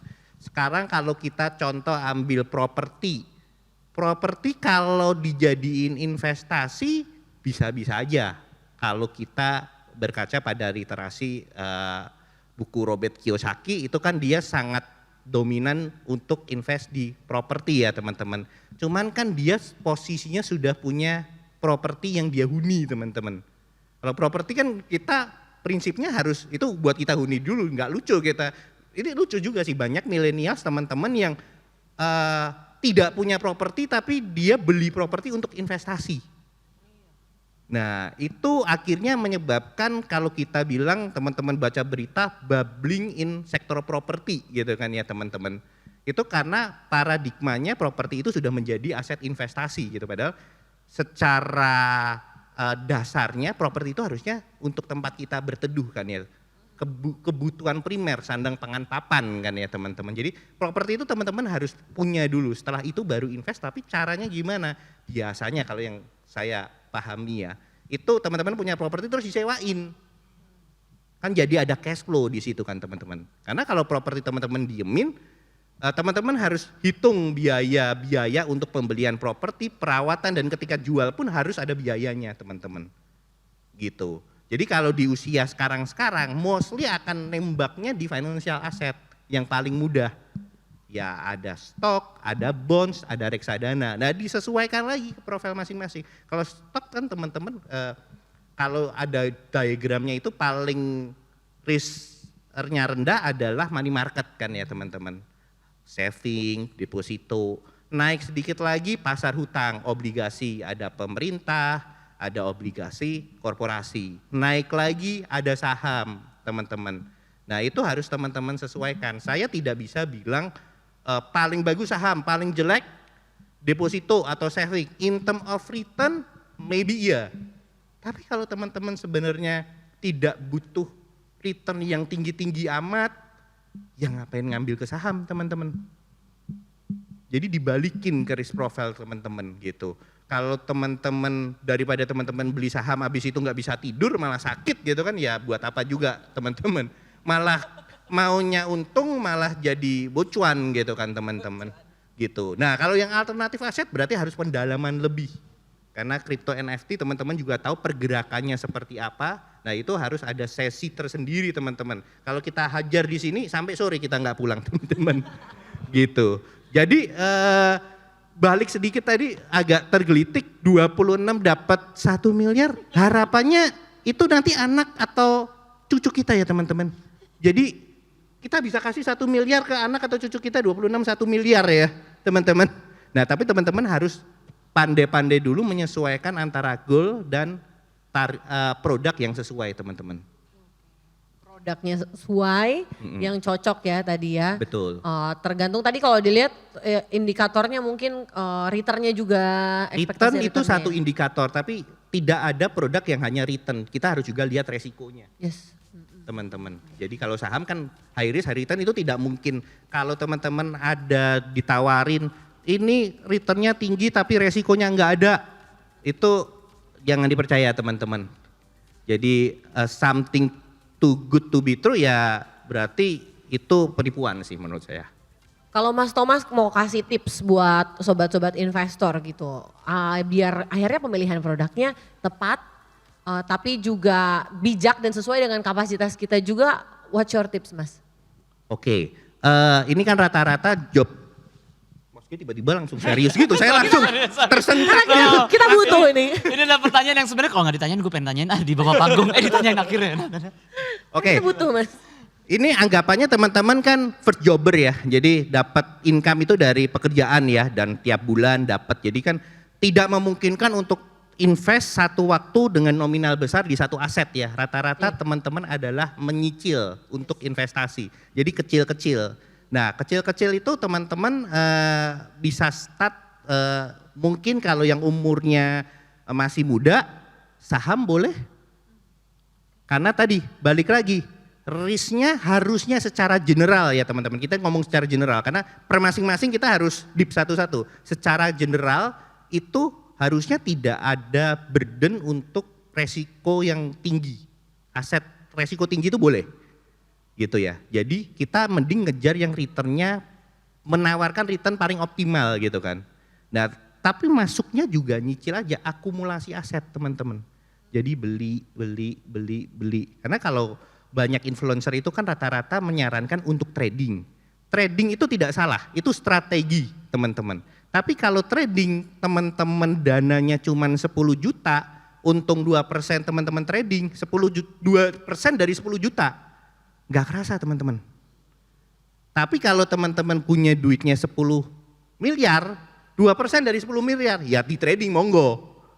Tapi kalau 2% dari 10 juta buat apa teman-teman? Jadi mumpung teman-teman dapat income setiap bulan, ya udah setiap bulan sisihkan aja berapa persen tergantung preferensi teman-teman, tapi lebih baik disisihkan, masuk secara bertahap. Mumpung masih muda tadi, teman kita adalah waktu untuk investasi. Masuk aja yang menurut teman-teman perusahaannya bagus, masuk bertahap. Gitu teman-teman. Teman kita untuk investasi adalah waktu. Ih aku suka. Ini quotes baru mungkin boleh ya ditaruh di bio IG ya bentar lagi ya. Dari Mas G, tips investasi dari seorang Mas G yang pengalamannya dari investasi kalau tadi kita dengar udah banyak juga ya ada diversifikasi aset juga yang dilakukan sama Mas G. Enggak cuma mungkin ya tadi ada saham tapi juga ada yang lain, ada obligasi. Tips-tips buat apalagi kita nih kaum Gen Z juga yang ya di tengah dunia yang huru hara ini. Gimana caranya supaya akhirnya investasi kita tepat sasaran lah Mas G gitu. Ini kalau misalkan mau summarize ya, barusan kan aku bilang itu due diligence tuh. Jadi kalian cari tahu dulu, biasanya aku cari tahu dulu, aku tanya. Tadi salah satunya adalah Raditya Dika, itu adalah salah satu orang yang aku tanya apakah kalau misalkan langkah-langkah ini benar atau enggak, jangan pakai feeling. kalau misalkan mau investasi Cari jangan jodoh pakai aja yang pakai feeling. Tolong jangan, ini kalian mau aja naruh sesuatu yang akan menolong kalian, keluarga kalian, anak-anak kalian, jadi jangan pakai feeling kayak gitu. Dan sepakat banget, time is our ally, dan kalian mulai secepatnya. Karena aku ngerasain banget enaknya investasi di umur-umur 20-an. Itu ngerasain di akhir, gini, aku itu 4 bersaudara, aku yang paling bungsu. Nah kakak-kakakku itu, dia tuh mulai investasi setelah menikah gitu. Nah jadi uang menikah mereka itu adalah uang dari orang tua. Nah aku tuh menikah itu di antara kakak-kakakku, aku tuh yang paling besar. Jumlah biaya paling besar. Dan tidak ada orang tua sedikit pun, uang orang tua itu sedikit pun gak ada. Itu semua dari uang reksadana tuh beberapa udah cair. Kayak gitu. Jadi maksudnya dan itu masih ada sekitar satu reksadana juga yang emang disisain yang itu tuh gitu. Jadi ultimate goalnya tadi sudah menikah, udah di set ya. Udah. Nah. Jadi awalnya tuh yang kayak ini buat apa ya? Udah deh, ini aja. Kan ditanya kan sama Kiku gitu. Kamu reksadana ada banyak banget sih. Ngapain kamu gini? Iya, soalnya pikiranku tuh jadi dulu tuh yang kalau di aktor ya itu paling terkenal tuh Anjasmara. Anjasmara itu tuh dia dapat duit investasi aja. Investasi itu kecil-kecilan. Ke tukang fotokopi lah, ke apa, kayak gitu banyak. Tapi sekarang kalian lihat deh, dia tuh nggak ada film, nggak ada karya apa-apa, tapi hidupnya tuh masih di atas rata-rata dia. Ya gara-gara itu investasi kecil-kecilan yang dilakukan pada saat dia jadi cecep, yang kayak gitu-gitu. Nah aku tuh melihat Jadi cecep yang diingat. ketuaan ya kayak referensinya. Ketahuan umurnya Mas. Ketahuan umur ya. Ya masa-masa cecep, Angling Dharma tuh aku nonton lah gitu-gitu. Nah jadi tuh aku tuh mikir kayak oh yaudah deh kalau misalkan ada duit yang buat nakal-nakalan, buat spend time, tapi harus ada juga tuh tabungan. Nah gimana nih tabungan supaya nggak diganggu-gugat, bikin nggak liquid, gimana caranya? Ya udah reksadanain aja, masukin Dikunci aja. ya. Dikunci terus-terusan. Dan itu tuh dulu aku tuh sempet ngebohong ke apa tuh ke kakak-kakak tuh ke orang tua gitu. Just in case kalau misalkan ada dadakan, dibilang nggak bisa. Ini tuh dibukanya tuh minimal tuh 1 bulan.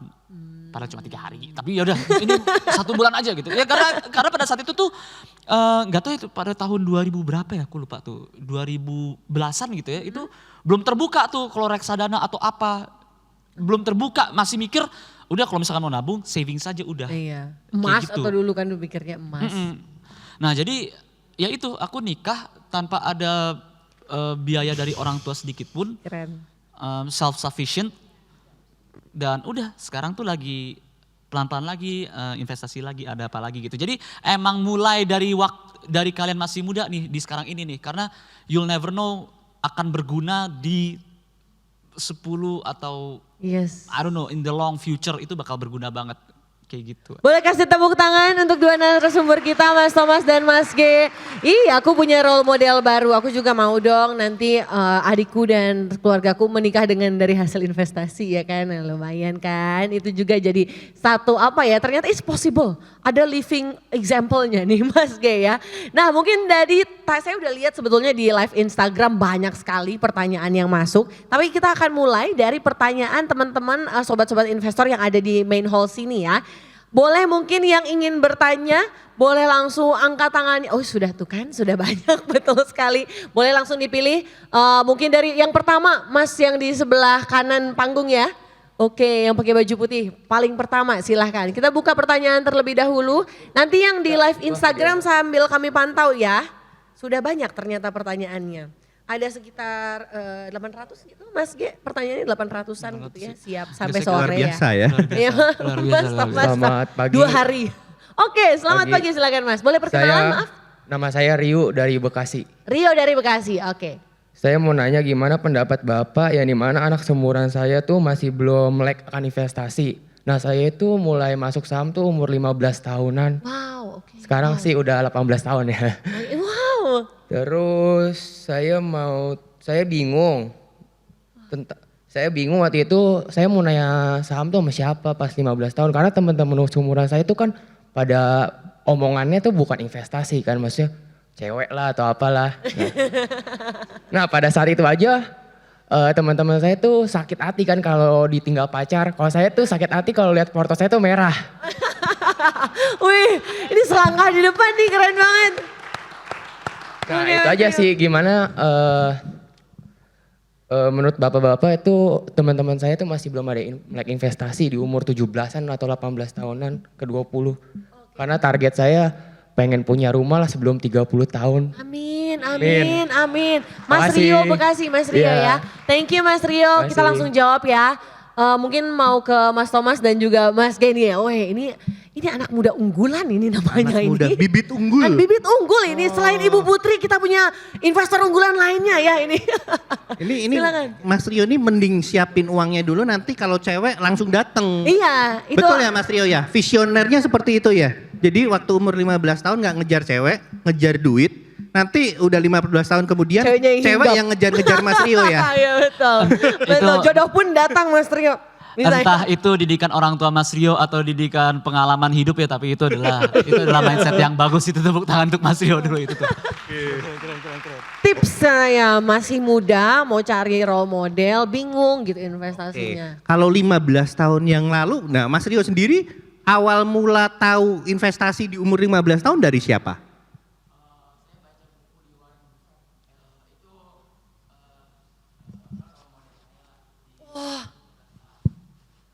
Wow, baca buku Warren Buffett. Wah. Oke, jadi sebenarnya kan jawabannya balik lagi ke interest dari masing-masing teman-teman ya.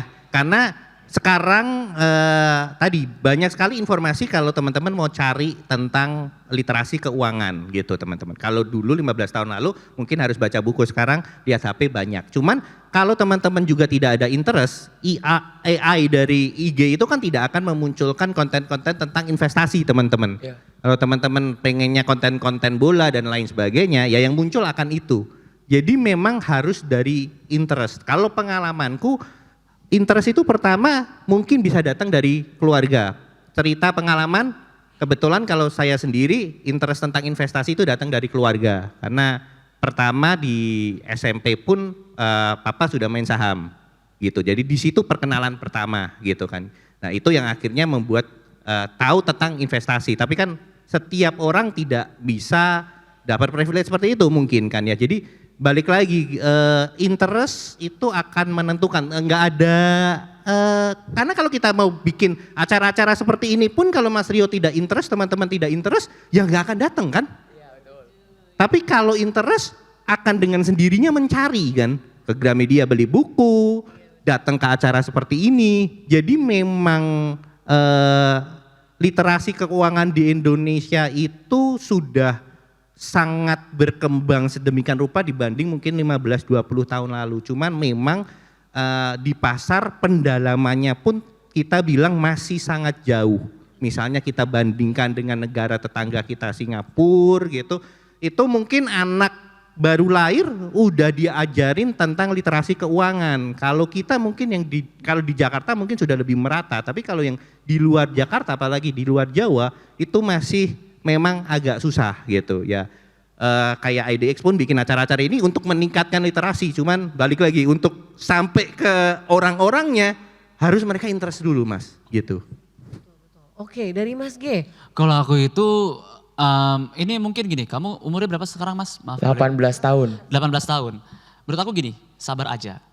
Karena emang di umur kamu yang 18 tahun, emang kamu dikelilingi sama orang-orang seperti itu. Nanti akan ada waktunya di mana aku umur 34 tahun. Tapi aku merasakan itu pada saat aku umur 25 tahun. Dan pada saat aku umur 20 tahun. Itu aku merasakan di situ di mana kok gak ada ya teman-teman aku yang ngobrolnya tuh nyari tahu bagaimana cara uang bekerja atau bagaimana cara investasi bekerja tuh gak ada. Akhirnya ngobrolnya itu ke orang yang lebih tua. Salah satu manajer aku, Dipa. Dia itu tuh dia kuliah finance juga kan soalnya. Nanti akan ada masa di mana umur kamu itu 34 tahun seperti aku sekarang dan kamu dikelilingi sama orang-orang yang juga mikir udah sama tuh. Udah mikirnya tuh udah primal needs-nya itu, udah mikir ke bagaimana cara uang bekerja, gimana caranya kita spend uang segini gini. Kenapa kita harus kenapa kita harus mengikuti pola hidup seperti ini? Karena ini konsumtif banget gitu-gitu. akan ada saatnya itu. Nah tapi karena kamu ini sekarang kan gak ada teman-teman kamu gini. Saran aku adalah kamu tuh ningkatin aja value kamu terus aja. Jadi kamu udah, aku tuh dulu ketika ada orang koleksi perangko atau apa, aku koleksi National Geographic. Majalah National Nat Geo itu aku yang koleksi tuh. Ditanya buat apa, kan kalau lu ngobrol kan gak bakal bisa diomongin kayak gini-gini. Ya ujung-ujungnya 10 tahun kemudian informasi yang aku dapetin bisa aku aplikasikan juga. Kayak gitu, jadi you'll never know. Jadi naikin dulu value kamu tuh dalam bidang investasi, dalam bidang apapun kamu serap semuanya. Yang paling aku sering lakuin adalah gini, aku ngobrol kalau soal investasi ya, aku ngobrol sama Dipa misalkan, atau ngobrol sama Radit gitu. Yang aku tanya adalah, siapa sih investor yang lo paling suka?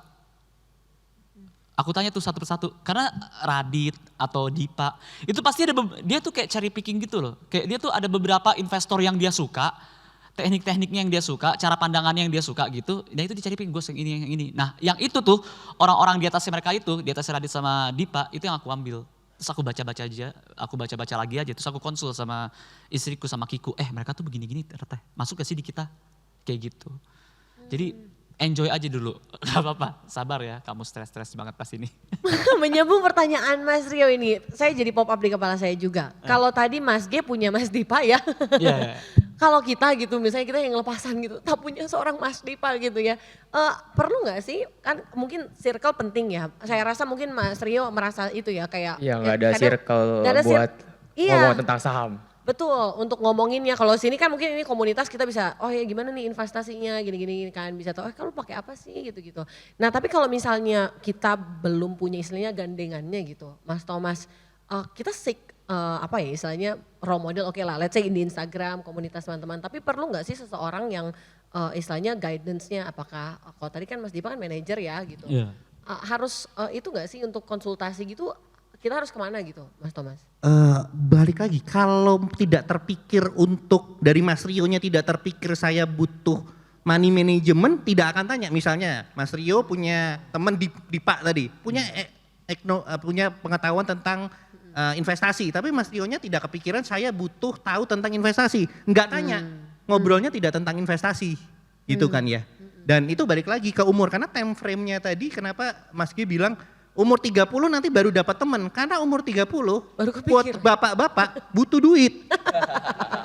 Kalau mungkin umur 12 tahun masih disuplai orang tua, mikirnya Iya. cuman jajan.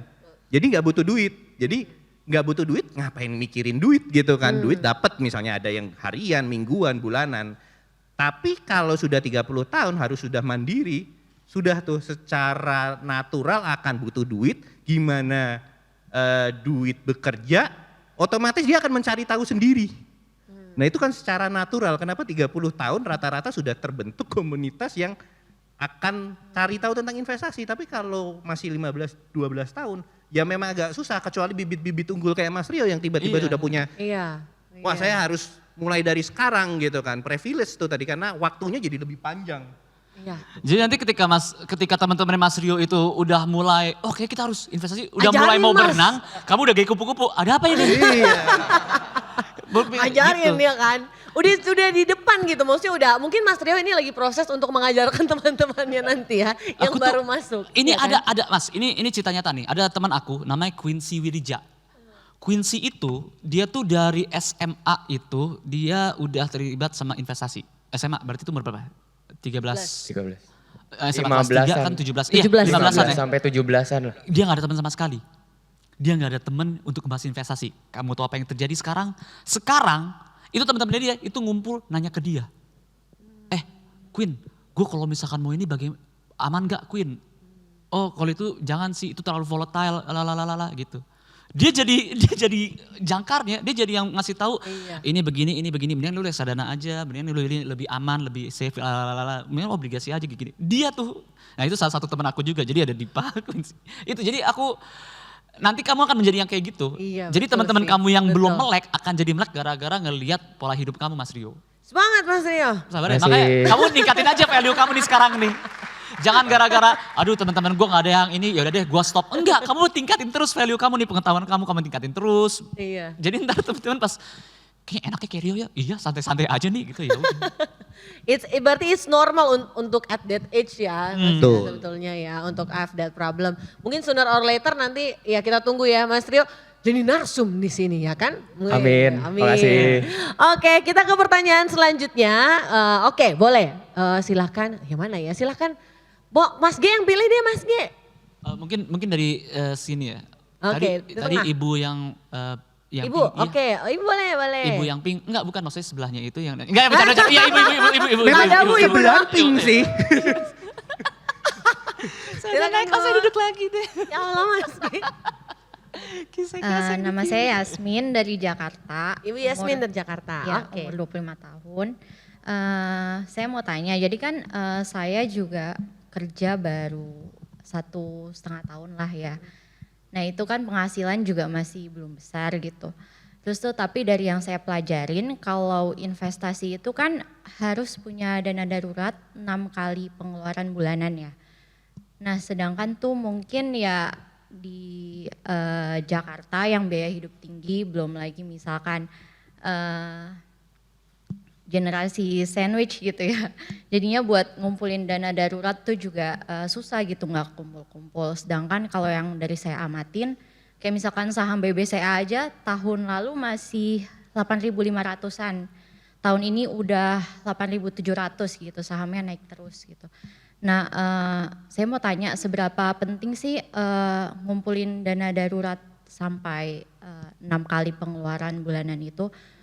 Sebaiknya tuh sampai benar-benar terkumpul dulu atau nggak apa-apa misalkan belum kekumpul tapi udah beli 1 lot gitu sahamnya, atau sebaiknya emang terkumpul dulu ya karena takutnya malah nggak mulai-mulai invest gitu. Jadi gitu. Iya. Makasih. Makasih Mbak Yasmin. Iya ya, mungkin itu dana darurat, antara dana darurat sama harus investasi. Apa nunggu dana daruratnya full. Apalagi kalau udah berkeluarga 9 sampai 12 kali kalau nggak salah ya dari pengeluaran bahkan, bukan hanya pemasukan. Tapi kalau tadi investasi temennya juga waktu, semakin dini semakin bagus. Gimana Mas Thomas? Oke, Mbak Yasmin sorry umurnya berapa? 25 ya, 25 kan berarti sebenarnya masih menang time frame tadi, balik lagi karena udah tahu dari sedini mungkin gitu kan. Kalau ini jawabannya bisa beragam, jadi aku cerita tentang pengalamanku aja waktu pertama invest gitu kan. Kebetulan juga investnya umurnya agak early gitu, jadi income-nya pun belum besar. Tahu konsep dana darurat itu untuk single 6 kali, tapi betul ada kegalauan ngelihat saham yang diincar naik terus tapi nggak masuk-masuk. Pasti sama kan kondisinya. Jadi kalau yang aku jalanin waktu itu pertama aku fokus di dana darurat sampai 3 kali. Kan target 6, 3 kali itu aku belum invest, fokus dana darurat. Begitu udah 3 kali, itu aku jalan 2, investnya sudah start. Dana daruratnya masih jalan, jadi dari proporsi misalnya dari income 10% buat investasi dan dana darurat gitu kan. Mungkin 5% dana darurat, 5%-nya sudah mulai invest. Jadi aku udah punya bekal 3 kali. Karena masih muda, harusnya dana daruratnya itu quote on quote tidak terlalu besar kan. Ya kan, masih muda dana daruratnya tidak terlalu besar dan dana darurat itu ya anything can happen, cuman maksudnya kalau masih muda harusnya dan masih aktif harapannya itu tidak dipakai. Jadi untuk for security reason 3 kali aku udah berani investnya udah jalan gitu. Semoga menjawab. Mas G? Lega banget lagi. Itu sama lagi. Kalau aku dulu nih ya cara, jadi aku tuh bukan, jadi gini awalnya aku kerja itu, aku tuh tabunganku itu ibaratnya di apalagi waktu aku masih single itu 25. Kamu udah menikah atau belum? Belum, oke. Kalau aku tuh dulu gini 25, 50. Artinya ketika aku dapat gaji itu 25 itu dana main, ini kasarnya 25 itu dana main, 25 itu tabungan, 50 itu dana darurat. Karena itu dia, aku kan punya orang tua dan itu yang paling penting di aku tuh. Nah ntar kalau misalkan itu udah ke cover, baru aku investasi, tapi pelan-pelan gitu. Jadi kayak oh ini darurat udah kekumpul banyak, tabungan juga udah kekumpul, dana main udah habis juga, dan bahkan masih ada plus-plusnya, ya udah deh nextnya adalah investasi atau nextnya itu adalah reksadana dulu kayak gitu-gitu. Jadi emang pelan-pelan aja karena kan ini ibaratnya kan emang bukan sprint Mbak, ini kan maraton gitu. Kalau aku tuh mikirnya dari awal tuh udah gitu, aku mikirnya tuh setidaknya pas gua tua nanti tuh anak gua tuh bisa fokus nabung untuk dirinya sendiri, bukan nabung untuk gua kayak gitu. Perlu bisa ngasih ya Mas ya. Ngasih ke anak. Kalau perlu bisa nambah-nambahin ke anak, gak ngasih. Kalau ngasih ke anak kayak, kamu udah sekarang masih perlu papa kasih. Pakai oksigen gitu. Yang bener kamu. Oksigen. Token listrik masa. Gitu, jangan sampai ya, jangan sampai. Insya Allah jangan sampai kayak gitu. Tapi kalau bisa tuh kayak, oh, kenapa kamu mau nikah? Nih, papa beliin. Crazy rich apa tuh? Crazy Grandpa rich ya. grandpa, gitu. Dari investasi ya. Oke, terima kasih Mbak Yasmin. Tadi pertanyaannya sangat relate ya. Itu juga dulu galauan aku banget loh. Betul. Tapi makasih loh Mas Thomas, Mas G. Aku tuh seneng banget pas jawaban Mas Thomas tuh kayak, oh berarti gue bener. Iya kan? nih? Karena ikut ngecek juga kan, Iya, bener pelan-pelan, kan? iya. Iya, kita tuh jadi ngecek juga. Ini kita yang kemarin-kemarin ini bener gak ya gitu kan. Oke, kalau tadi dari sini udah, dari tengah udah. Mungkin penanya dari sebelah kanan saya kali ya. Oke, Mas, tadi Mas cepet banget tuh yang angkat tangan, silahkan. Ya Mas kemeja hitam kan deh? Ya, boleh mau. Mas meja merah. Tes. Oke, Assalamualaikum warahmatullahi wabarakatuh. Perkenalkan nama saya Muhammad Fatkul Farizi, saya berusia sekarang 20 tahun, masih mahasiswa ya. Saya mungkin ingin bertanya ke Bapak Thomas, sebagai Wealth Management di BCA, mungkin Bapak sering bertemu dengan para klien gitu ya Pak. Mungkin saya ingin menanyakan mengenai experience Bapak, mengenai common mistake yang sering dialami oleh klien Bapak, kesalahan investasi yang mungkin sering Bapak jumpai di klien Bapak seperti itu, dan apa solusi Bapak terhadap masalah-masalah klien yang sering Bapak jumpai. Terima kasih Bapak. Pertanyaannya tuh keren-keren ya. Ini pertanyaan bijak nih. Pertanyaan bijak loh. Menunjukkan Bukannya orang mau bijak. apa, tapi apa yang Iya, ini orang bijak loh kata Jack Ma. apa yang salah karena gue nggak mau itu. Iya, silakan Mas Thomas. Kami Oke. siap mendengarkan. Kalau pengalaman dari klien ya ini berarti ya, biasanya tadi, karena orang kurang bijak, jadi orang pengen lebih fokus pengennya kemana, jadi mostly dan mereka yang bisa share ke kita adalah mereka kejebak investasi bodong. Investasi bodong, jadi dan itu pun tidak, itu terjadi bukan di kalangan mungkin kita Gen Z yang masih mahasiswa, itu even di kalangan misalnya klien-klien kita yang sudah HNWI ya, high network, segmennya kalau di BCA kan ada yang soliter yang di atasnya prioritas, itu pun mereka mengalami. Jadi kalau kita logik kan sebenarnya, lah mereka itu di pekerjaannya itu sudah advance banget, level direksi atau level owner gitu kan, kita pikirnya mereka pasti logiknya kenceng gitu, kena juga teman-teman, karena ya tadi selevel mereka pun ternyata kebijakannya pun masih quote on quote dipertanyakan karena mereka fokus pada return ya teman-teman.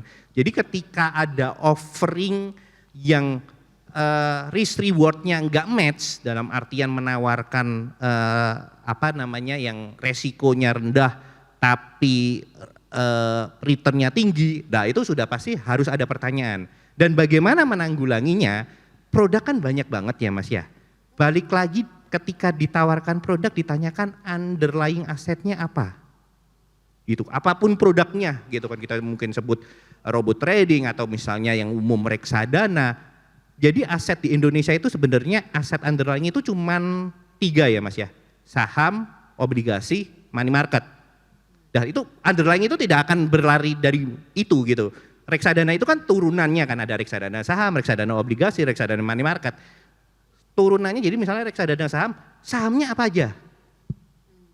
Kalau nanti produk di luar reksadana, produk X menawarkan return segini resiko rendah.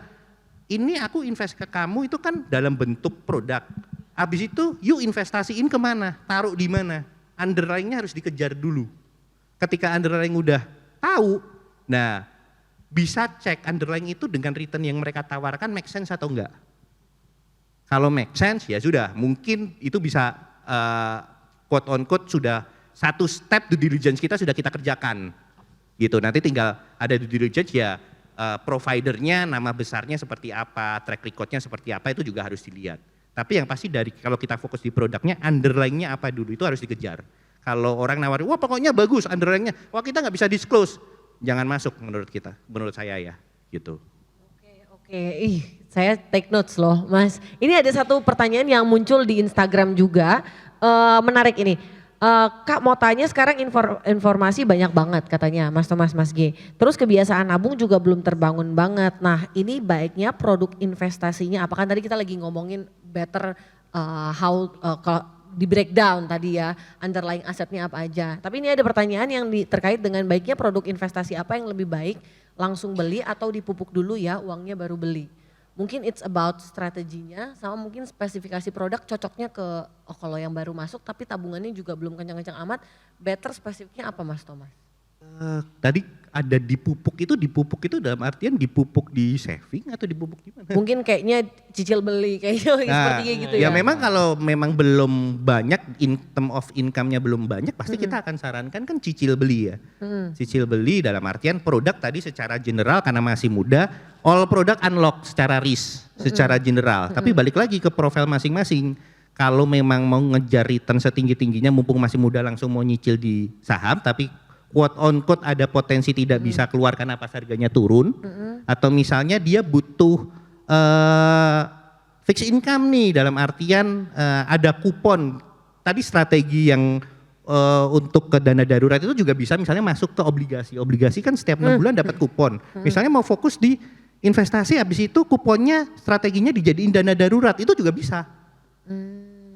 Jadi harus dipelajari fitur-fitur dari produknya. Kalau obligasi kan ada kupon ya 6 bulan. Kalau yang kayak ori, sukuk itu kan 1 bulanan gitu kan. Habis itu kuponnya mau difokuskan ke dana darurat juga bisa.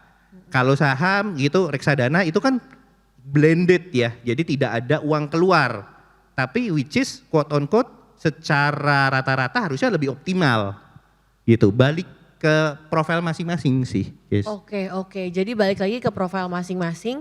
Tergantung kayak tadi ya mau returnnya gimana. Tapi tadi bagus sih notesnya sebelum yang pertanyaan dari Mas Rizky juga ada soal kalau jangan sampai Pak Thomas ngomong jangan sampai terlalu fokus sama returnnya aja. Tapi juga risknya diperhatikan ya karena itu yang jadi common mistake-nya. Tapi kalau kemudian ditanya produknya lagi balik lagi sama kebutuhan kita tadi ya. Saya senang sekali sama strategi-strategi baru yang jujur saya juga baru dapat hari ini tadi soal dana darurat mulai gimana terus kemudian tadi soal kuponnya bisa jadi alokasi buat dana daruratnya. Produk juga mungkin kalau tidak salah untuk obligasi ini ada juga yang kemudian lebih liquid. Jadi kalau mau diambil bisa kapan aja. Itu ada salah satu jenisnya ya Mas Thomas ya. Secara prinsip sebenarnya obligasi kalau kita bilang pay and secure kan kita obligasi ada government sama swasta ya. Kalau yang government kan dikeluarkan oleh negara Republik Indonesia, so secara risk harusnya aman. Yes. Selama NKRI berdiri harusnya aman. Karena itu obligasi yang nerbitin Kementerian Keuangan, Ibu Sri kan. Ya itu quote on quote itu adalah aset yang kalau kita bilang dibanding deposito pun in term of risk-nya kita berani banding. Karena kalau deposito kan orang pasti bilang LPS, dijamin gitu kan. Tapi LPS kan sebenarnya 2M only gitu kan. Kalau deposito, kalau obligasi pemerintah kan all yang kalian tempatkan di situ sebenarnya dijamin juga oleh government in term of Kementerian Keuangan gitu. Jadi sebenarnya in term of resikonya aman gitu loh. Nah yang menarik ini mungkin karena BCA salah satu penyelenggara dari acara ini. Nah menarik adalah dari salah satu fitur, kenapa kemudian kita mulai spesifik tanya di produk, karena ini mungkin lebih semakin karena udah kebayang juga strateginya apa, terus abis itu risknya apa, kita ini profil risknya seperti apa. Akhirnya kan kemudian mencari pipanya gitu loh Mas Thomas. Gimana caranya kita menemukan tersebut. Nah ini ada salah satu yang menarik sebetulnya yang berusaha kami highlight salah satunya ini adalah fitur dari Welma My BCA. Nah investasi makin easy mulai dari 10.000 itu yang tadi pagi kita sempat bicarakan ya. Nah Mas Thomas kalau misalnya kemudian dari Mas Thomas dari BCA sendiri apa yang kemudian fitur-fitur unggulan yang kalau bisa dilihat kalau sekarang kan cocoknya banyak dari Gen Z dengan profile risk seperti kita. How do we use it gitu. Kalau kita udah download kita bisa Mas. Kita masuk kita login kita bisa Mas.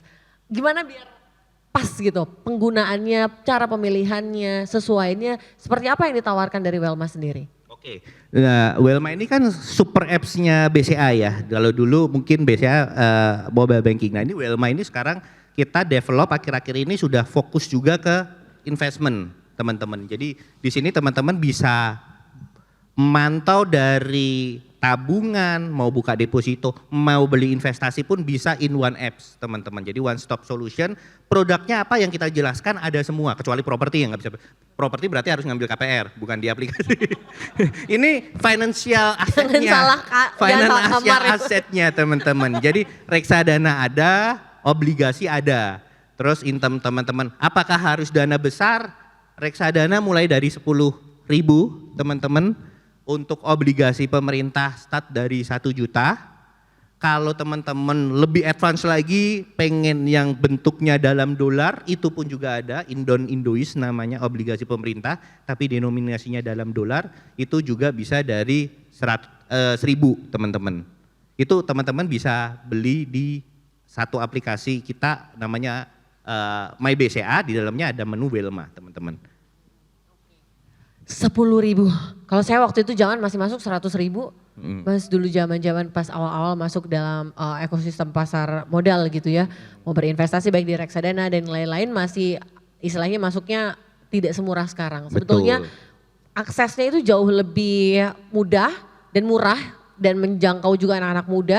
Saya rasa sih mungkin kalau sekarang jadi alasan ya kalau misalnya aduh nggak investasi nanti dulu ke Thailand dulu gitu. Gak ada alasan karena kopi kekinian aja nggak semurah ini. Iya kopi kekinian ya. Kopi kekinian 15.000 ke atas ya.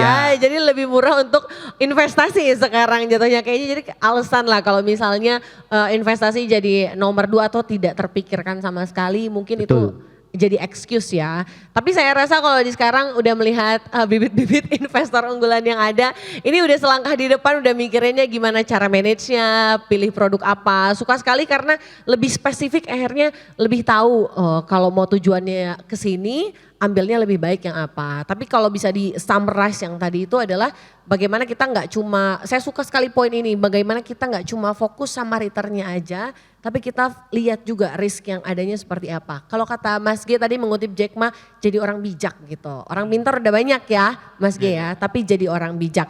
Terakhir sebelum kita tutup diskusi ini, apa yang mau disampaikan mungkin dari Mas G buat sobat-sobat investor yang ada dari IG Live juga, biar masa depannya kayak Mas G nih bisa nikah pakai uang investasi, terus punya tujuan dana pensiunnya, kalau bisa kita biayain anak cucu kita gitu, ngasih gitu. What's your tips Mas G? Jangan tergiur sama para influencer yang self proclaim kalau misalkan Anda dalam waktu 1 tahun bisa mendapatkan 100 miliar. Jangan tergiur karena sekali lagi kekayaan itu maraton, bukanlah sprint. Sesuatu yang didapatkan dalam waktu yang cepat akan hilang dalam waktu yang cepat. Itu aja. Kalau aku tuh itu aja. Karena dari semuanya udah bergizi banget, aku takutnya teman-teman pulang tuh dengan cara yang mana ya tadi terlalu banyak bergizi sekali. Gitu-gitu. Jadi aku pengen ingetin lagi karena banyak banget yang fall, yang terjatuh gara-gara ingin ROI-nya itu cepet, yang pengen gue pengen kaya dalam waktu semalam, gue pengen apalah gitu, capek-capek kerja terus langsung trading tanpa tahu apa-apa, besoknya rungkat kayak gitu kan. Jadi sabar aja. Time is your ally tadi katanya Mas Thomas. Sabar aja. Sabar aja. Mungkin kedepannya kita berharap ya ternyata nanti edukasi dan literasi keuangan itu bisa masuk dalam pendidikan Indonesia. Siapa tahu investor-investor sini jadi pengajar-pengajarnya ya kan untuk generasi sekarang anak-anak juga udah dari kecil sudah diperkenalkan gitu dengan berinvestasi gitu. Mudah-mudahan kedepannya lebih baik lagi. Dari Mas Thomas tipsnya apa Mas Thomas, apa yang bisa disampaikan? Oke, share sedikit tentang strategi investasi aja karena tadi Mas G juga sudah sebutkan maraton, setuju dan itu ini teman-teman bisa langsung applicable kan gitu karena dan ini yang saya applicable kan ke diri saya sendiri juga ya akumulasi aset intinya teman-teman. Jadi dengan sudah dipatok akumulasi aset teman-teman itu yang saya rasakan lebih damai lah dalam berinvestasi. Sekian dibeliin, jadi nggak gerusak-gerusuh ya, tidak keburu-buru gitu ya teman-teman. Harus return sekian. Tiap bulan akumulasi aset yang menurut teman-teman sudah dilakukan due diligence ya, menurut teman-teman asetnya sudah tepat buat teman-teman, tiap bulan masuk.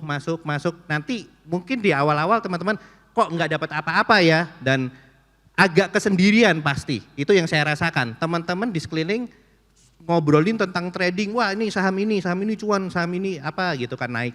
Kita cuma diem aja karena kalau strateginya adalah akumulasi aset rata-rata itu akan gak asik orangnya, dalam artian pembicaraannya itu ya elah, you beli saham itu aja gitu kan, gak asik gitu kan. Sedangkan kalau di komunitas saham, wah saham ini nih lagi digoreng, saham ini tiap hari bisa ganti saham gitu kan. Tapi kalau yang tipikalnya adalah akumulasi, ketemu 5 tahun lagi saham yang kamu beli apa? Sama.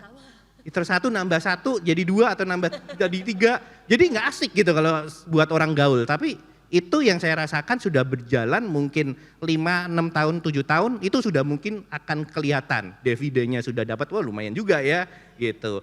Terus karena kita bertahap, averaging down, harga naik turun, kita bisa masuk pas turun, pas naiknya, waduh compoundingnya kerasa gitu ya teman-teman. Itu aja sih yang tips dari aku untuk strategi investasi. Dan kalau untuk Welma tadi teman-teman kalau mau tahu detailnya ya, nanti teman-teman BCA juga ada di depan, boleh tanya-tanya ya teman-teman. Oke, boleh kasih tepuk tangan untuk 2 narasumber kita, Mas Thomas Betavio SK CFP selaku Deputy Manager Wealth Management BCA dan juga Mas G Pamungkas ini selaku Komika Tanah Air. Boleh kasih tepuk tangan untuk kita semua sekali lagi. Oke, baik, terima kasih. Kita dapat strategi baru, kita dapat insight baru ya hari ini. Personally saya dapat banyak sekali strategi baru hari ini. Dan semoga ini juga jadi insight baru buat rekan-rekan sobat investor. Sebelum kita menutup, kita foto bersama dulu. Mohon izin boleh mungkin Mas G dan Mas Thomas bisa ke depan, ke tengah. Oke, sudah ada kamera? Boleh di sini kali ya? Oke, siap. Mau diabadikan momen ini, mungkin Mas Thomas dan Mas G aja kali ya. Oh ya boleh, baik. Oke. Hah, begitu ya? Baik. Sebuah penawaran. Oke, sebentar kita foto bersama. Gini, Welma. Betul ini ya Welma ya? Oke, betul. Oke. Aman. Miknya, ah ya betul juga ya, terlalu bersemangat ini ya. Karena mau kuis abis ini. Oke, Welma.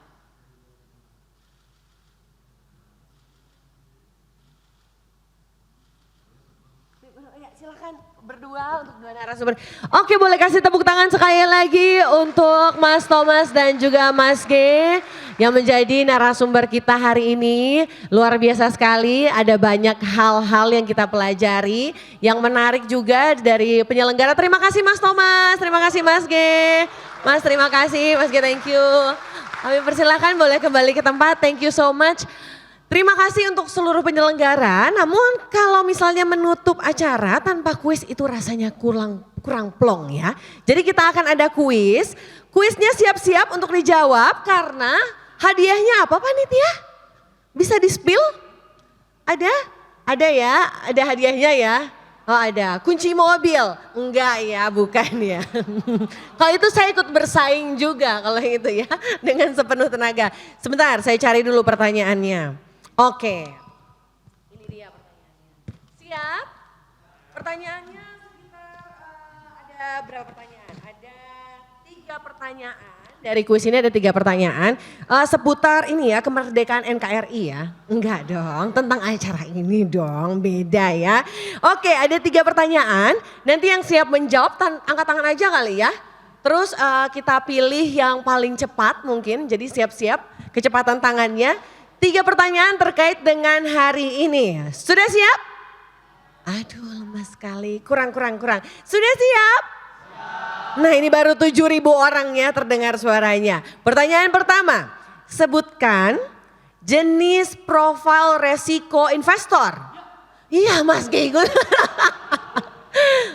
Sayangnya kalah cepat dengan Mas yang pakai baju putih, boleh silahkan Mas berdiri memperkenalkan nama lalu tunjukkan pada dunia Mas jawaban Anda.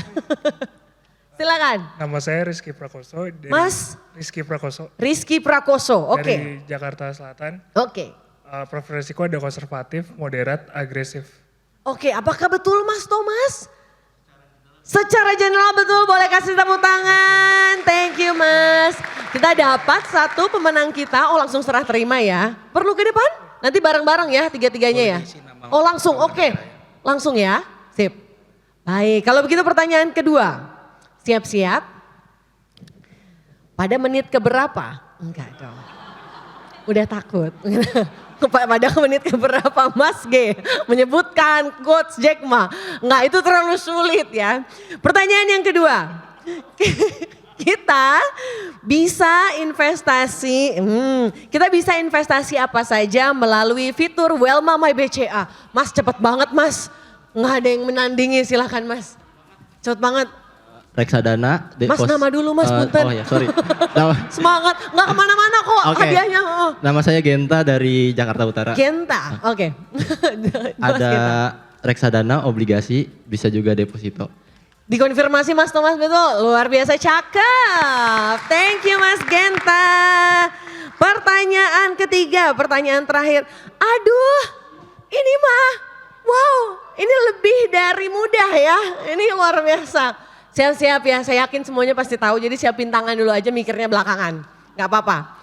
Berapa nominal untuk memulai investasi reksadana di Welma My BCA? Tuh sampai belibet ngomongnya. Ulang ya, ulang. Oke, ulang. Katanya selesaikan dulu pertanyaannya, baru selesaikan dulu acaranya? Enggak, pertanyaannya.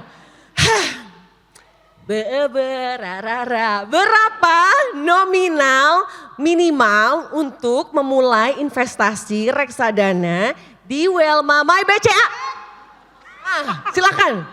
Tim panitia deh, kalau aku nanti memicu keributan warga. Oh yang di depan? Oke silakan.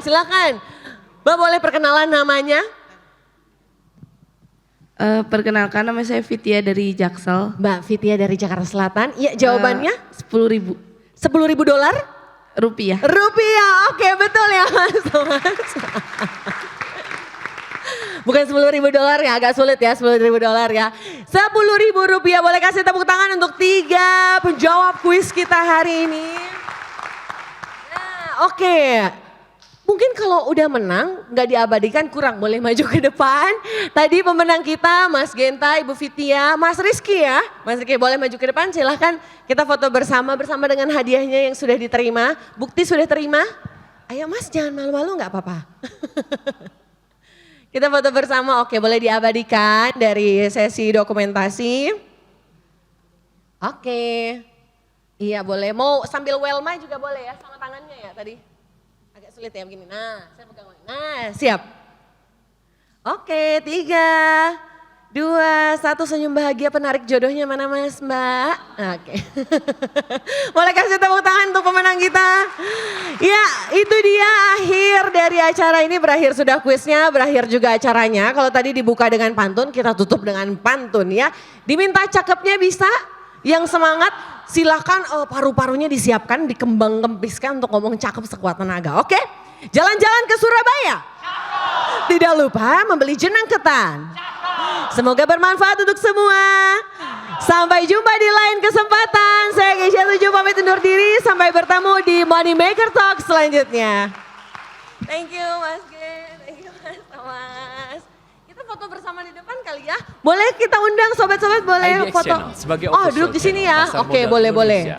Berarti Membawa kami informasi mengundang terkini, fotografernya yang ke analisis depan. mendalam, menjadi referensi Fotografernya yang ke untuk depan bisnis ya. dan investasi.